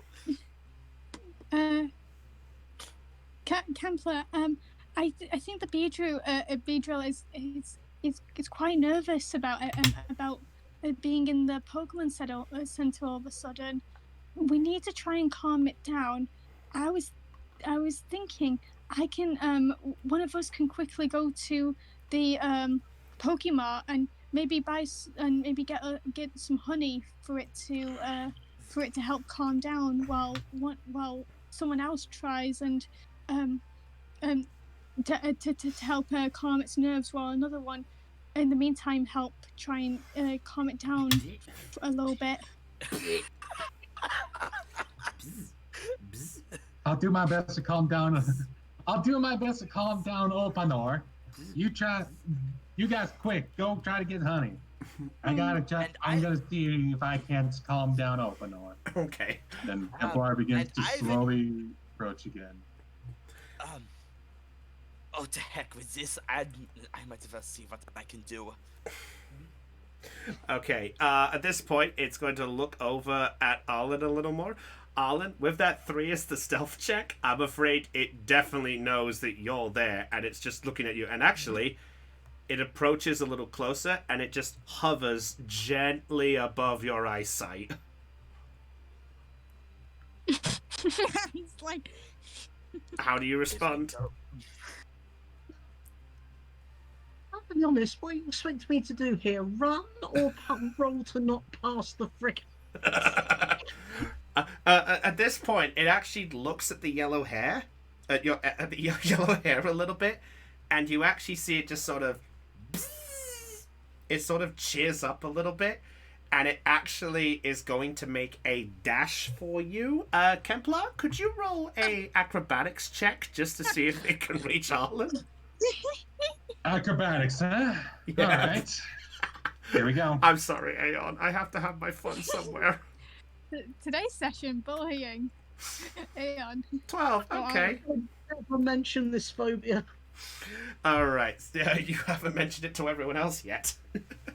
So at this point, the Beedrill it dashes to you, and it just instinctively hugs you. Oh. What, the Beedrill does or Kemplar? The Beedrill hugs Aeon's character. Given that there isn't anything for like, I think focus is probably the closest to composure in this. Just humour me 1 second. 11 and 8. 8. Okay. With a 2d6. Okay. You begin to sweat. You begin to sweat buckets. Sweating bullets. Ooh. Sweating profusely as he. Fuck bullets. He's sweating a waterfall. It's the meme. So at this point, he's just hugging you, and you're just there with this face. In fact, Kemplar, as you see this, you're beginning to see Arlen's eyes begin to widen with fear. Okay. Can I make a general education check to see if I can know what is up with Arlen for sure? Yeah, sure, go ahead. You see the pass out, so I say, yeah, go ahead. You can have your general. Ollie, ooh, that's a nat 6 for 2. Okay, yeah. You get the sense that there is a big sense of uncomfortableness between him right now. Oh, so I do know for pretty much certain. You sense there is definitely something up with this with him and this Beedrill. You're not 100% sure, but you are you're not sure what, but you definitely know something is amiss there. Holly, you're wanting to try and get the honey, right? Yeah, I want to go and see the Pokemon. Okay, let's have a look. If you want a jar, you know what? I'll say the fact that Thomas was there. You know what? I'll say you're able to get one for free as a thank you for the Beedrill. So yeah, you can have one for free. So no conversation? Right. No conversation, because we're getting to that time of the night. I think we should probably just wrap it up in a bit. Alright, so this has been super fun. I'd like to do one more roll. Go on. I'd like to get Openora's attention and then give him a hug instead of as to the sort of way to calm him down. Okay. In that case, make a I would assume Pokemon education, but I can be wrong. Yeah, Would it be charm? Yeah, because you're trying to distract his attention from Arlen. Okay. Yeah. Oh. Well, that's polarizing. Oh, that's 6. Tycho's on the other side of the table, just watching carefully. Okay. Kempler, I'll say that 7. You know what? I'm gonna roll I'll roll a d6 myself and just see what he does. Oops, it helps if I... Okay, yeah. Wait, how do you pronounce the Beedrill's name? Openor. Openor. Yeah, Openor. Think like open door, but Openor. Openor, Yeah, alright. that works. Alright, so yeah, it sort of looks at you for a moment, and tilts its head a little, and then looks back at Arlen. I'm going to stretch my arms out wide. As if to invite him. Yeah. And it just grabs you and just gives you a hug. I'm hugging him back. And he just has this. It's buzzing its wings. Yeah. Meanwhile, it's all right. At that point, you hear a thud, and Arlen has fallen to the floor, the equivalent of blank white-eyed. Oh my god. Oh, Does Holly Toltic. come in? Yeah, at this point you would come in. Good news, everyone. I got the honey. And as you do, Better news, we might not need it. Yeah, We've got Holly. open ore right here. You look over So and you you may want to check on Arlen. Oh, you two. Wait, what happened to Arlen? He got hugged by open ore here. Oh dear. Nurse Joy, is there any way to help him wake up?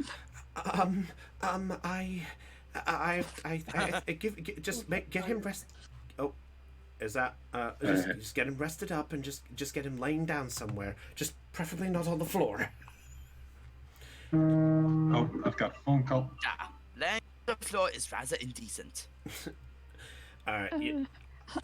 Holly walks over and I'm gonna use a strength. Is there a strength check to try and like pick him up?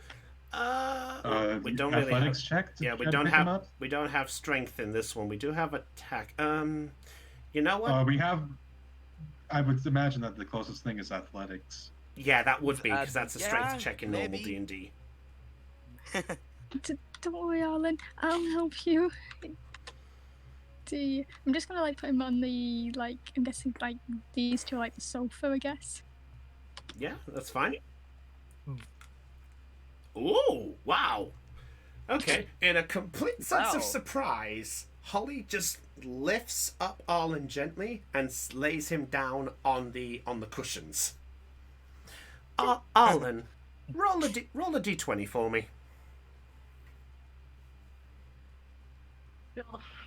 Just a d20, straight roll. 13. Okay, you actually begin to slightly come to. You've got your eyes kind of back, but all you hear is just like this sort of. You basically hear the sound of static, kind of like this. Not like bees' wings, but just like that static where, in like video games, it's like when you're about to die, you suddenly hear this. Oh yeah, the beeping of like.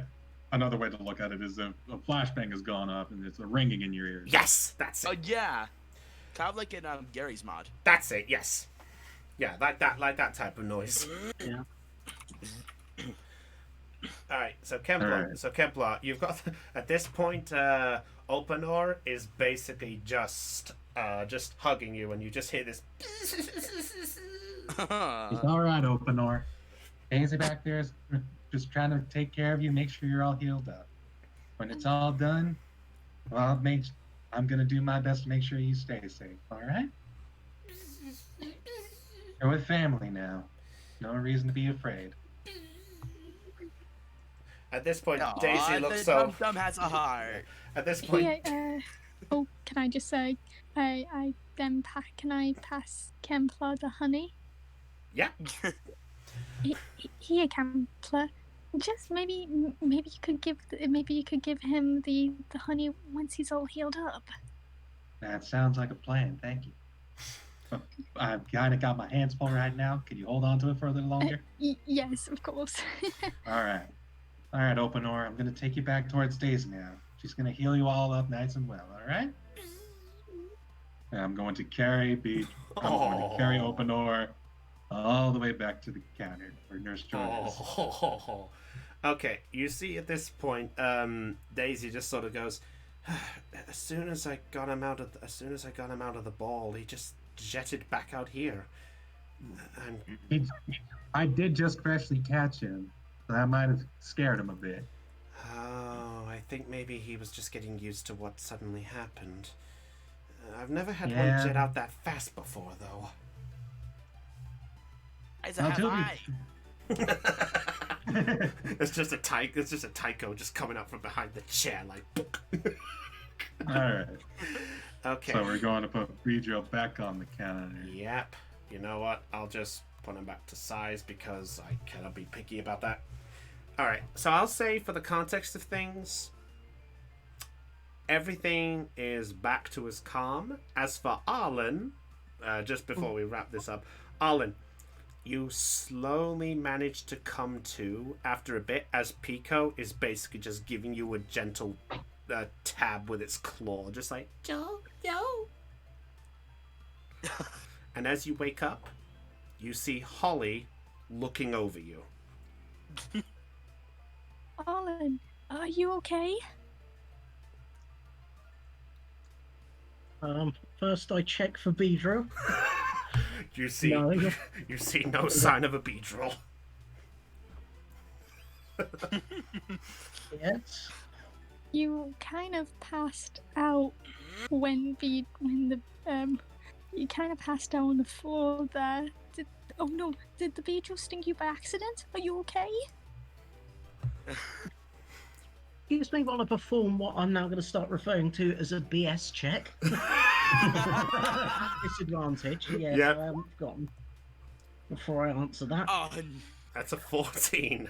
Okay. Go ahead. Give your wording.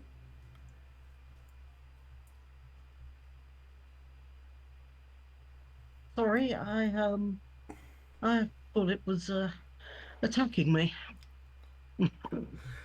Holly, roll a intuition check. Yay. Just for the context. Okay. 2d1. Sorry, I have to keep checking. It's all right. If it helps on the character sheet, if you just 4. I thought we'd get the spoil here, but I guess Kemplar's a little towards that. All right, yeah. Okay. You just get the idea based off of this. You're just more concerned on his safety. So with him sort of saying the attacking, you just instantly just thought that's what it is. Would you like me to get you some water?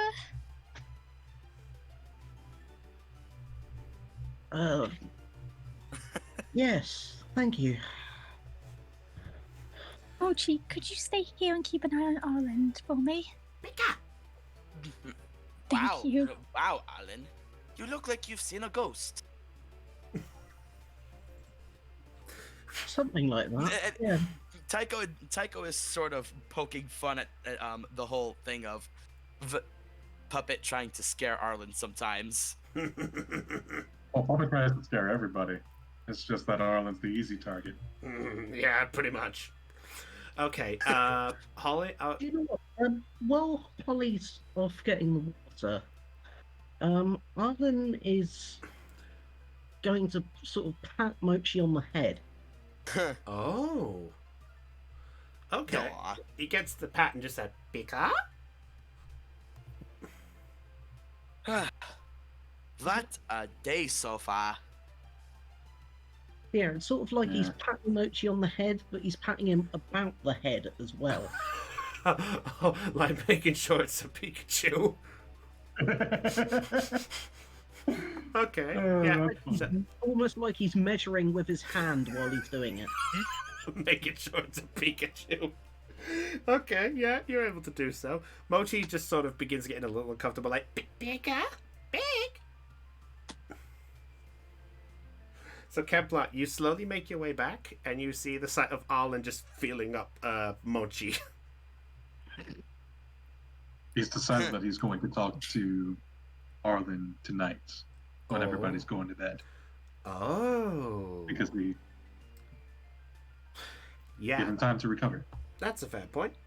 All right.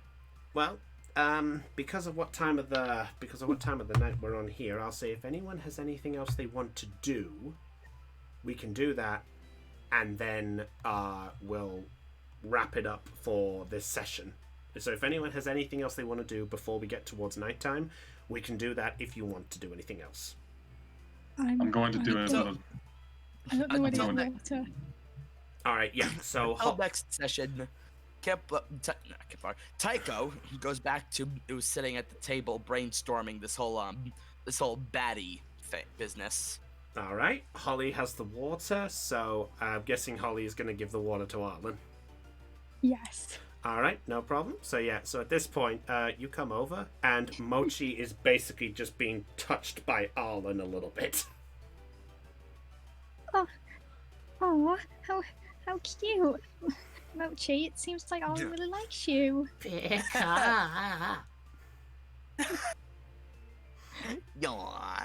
Oh, Arlen, I got you some water. I even got you some ice. Look, the shape as little Pikachus. Isn't it cute? Actually, you. Actually, there's one more thing I want to do.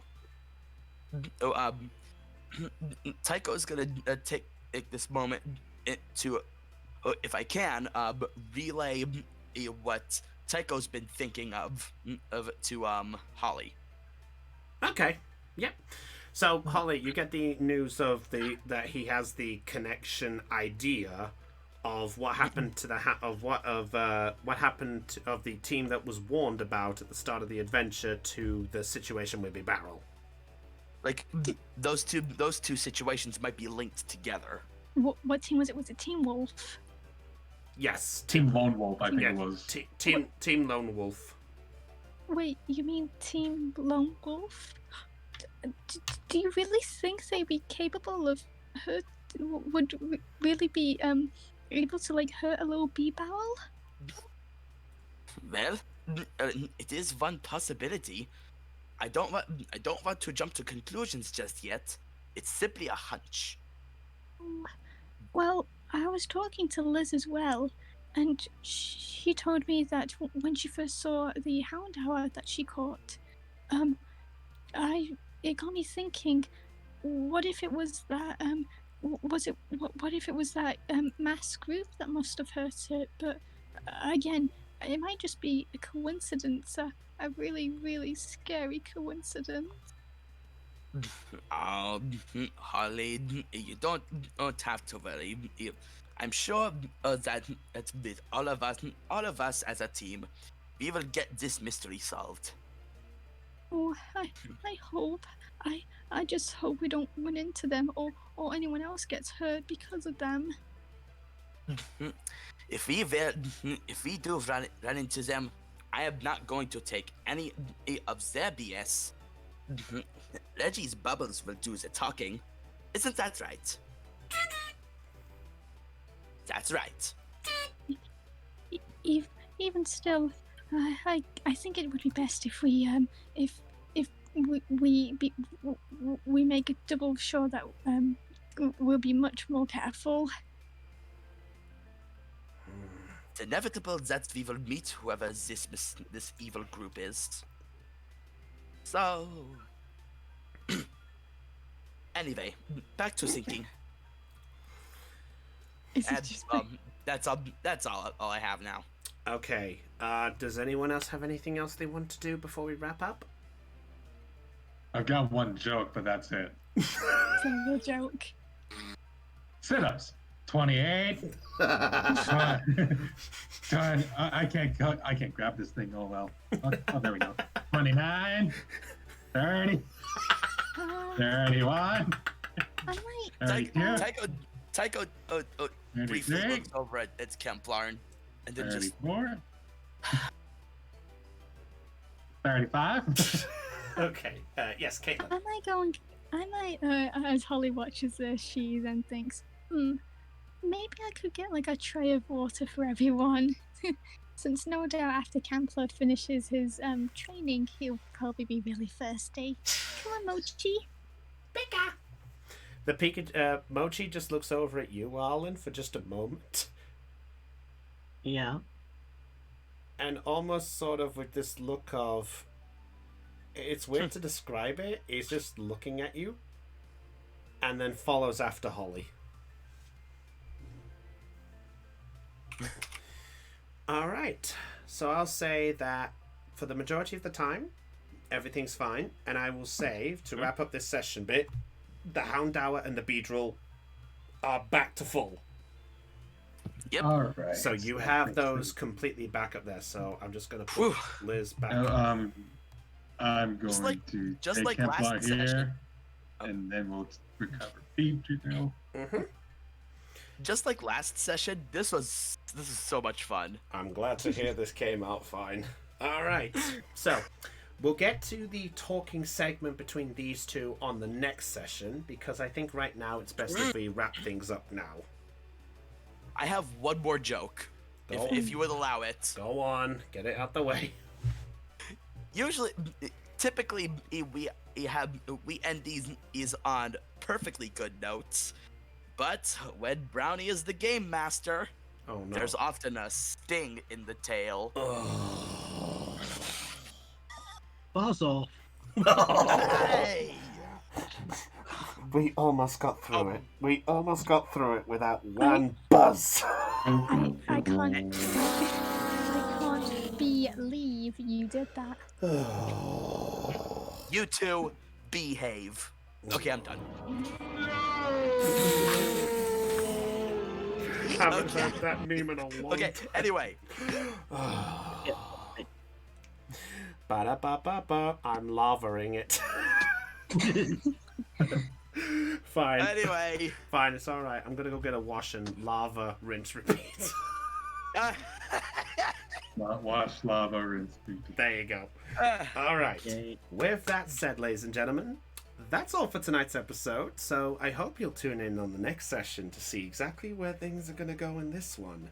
With this, the team have now successfully managed to succeed the escapade of the bridge, which is a fantastic result. They got Bibarel a loving home, Starly appears safe, Kemplar made another friend, Arlen made another nightmare. Kemplar didn't just make a new friend, he was a mad lad. Yes. That's a And fair so I was a was mad lad Louise twice was today. Louise was amazing. Oh, god damn it. And Cot had a bee pun too. I am going to give one of you a beating. Good night, everybody. Alright, but with that said, that's all for tonight. So until then, perceptions rolled low. I think it's time for us to go. So with that said, it's goodbye from your host, Brownie of the JCG Gamers. It's goodbye from Aeon. Bye. It's goodbye from Caitlin. Bye, everyone. Goodbye from Floof.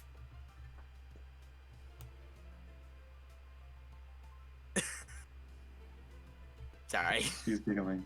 Fair enough. Okay, sorry. It says bye. Alright, fair enough. And then it's goodbye, and it's goodbye from Thean. Wait, you didn't hear that? No. No, we didn't. Oh, frick. Okay. That counts. No worries, you got Bye. it. There you go. And goodbye from Thean. Kemplar's a frickin' beast. First of all, he catches the beetle, then he gives it a hug. Like, does he not fear death? Apparently not. I have made it so that Kemplar is the one person that can look death in the face and then give death a hug just to be his friend. Primal Dialga, potential problem. and, It's like that. It's Lordy. like, think of like any like beware. Think of beware. Like I fear no man. Looks at Templar, but that thing, it scares me. I hug people to death. I'm so glad. Hey there, buddy. Want to be my friend? No. I see Beware running away, just going like Looney Tunes style. Yeah. Anywho, and a goodbye from Dell and Heidi, who dropped out early due to things, but we'll make sure everything's okay. But until then, everybody, this is Brownie of the JCG Gamers signing off on Let's Play Live Pokemon Perception Check. Stay charged and catch you all later. Goodbye. Everyone, it's great to be back.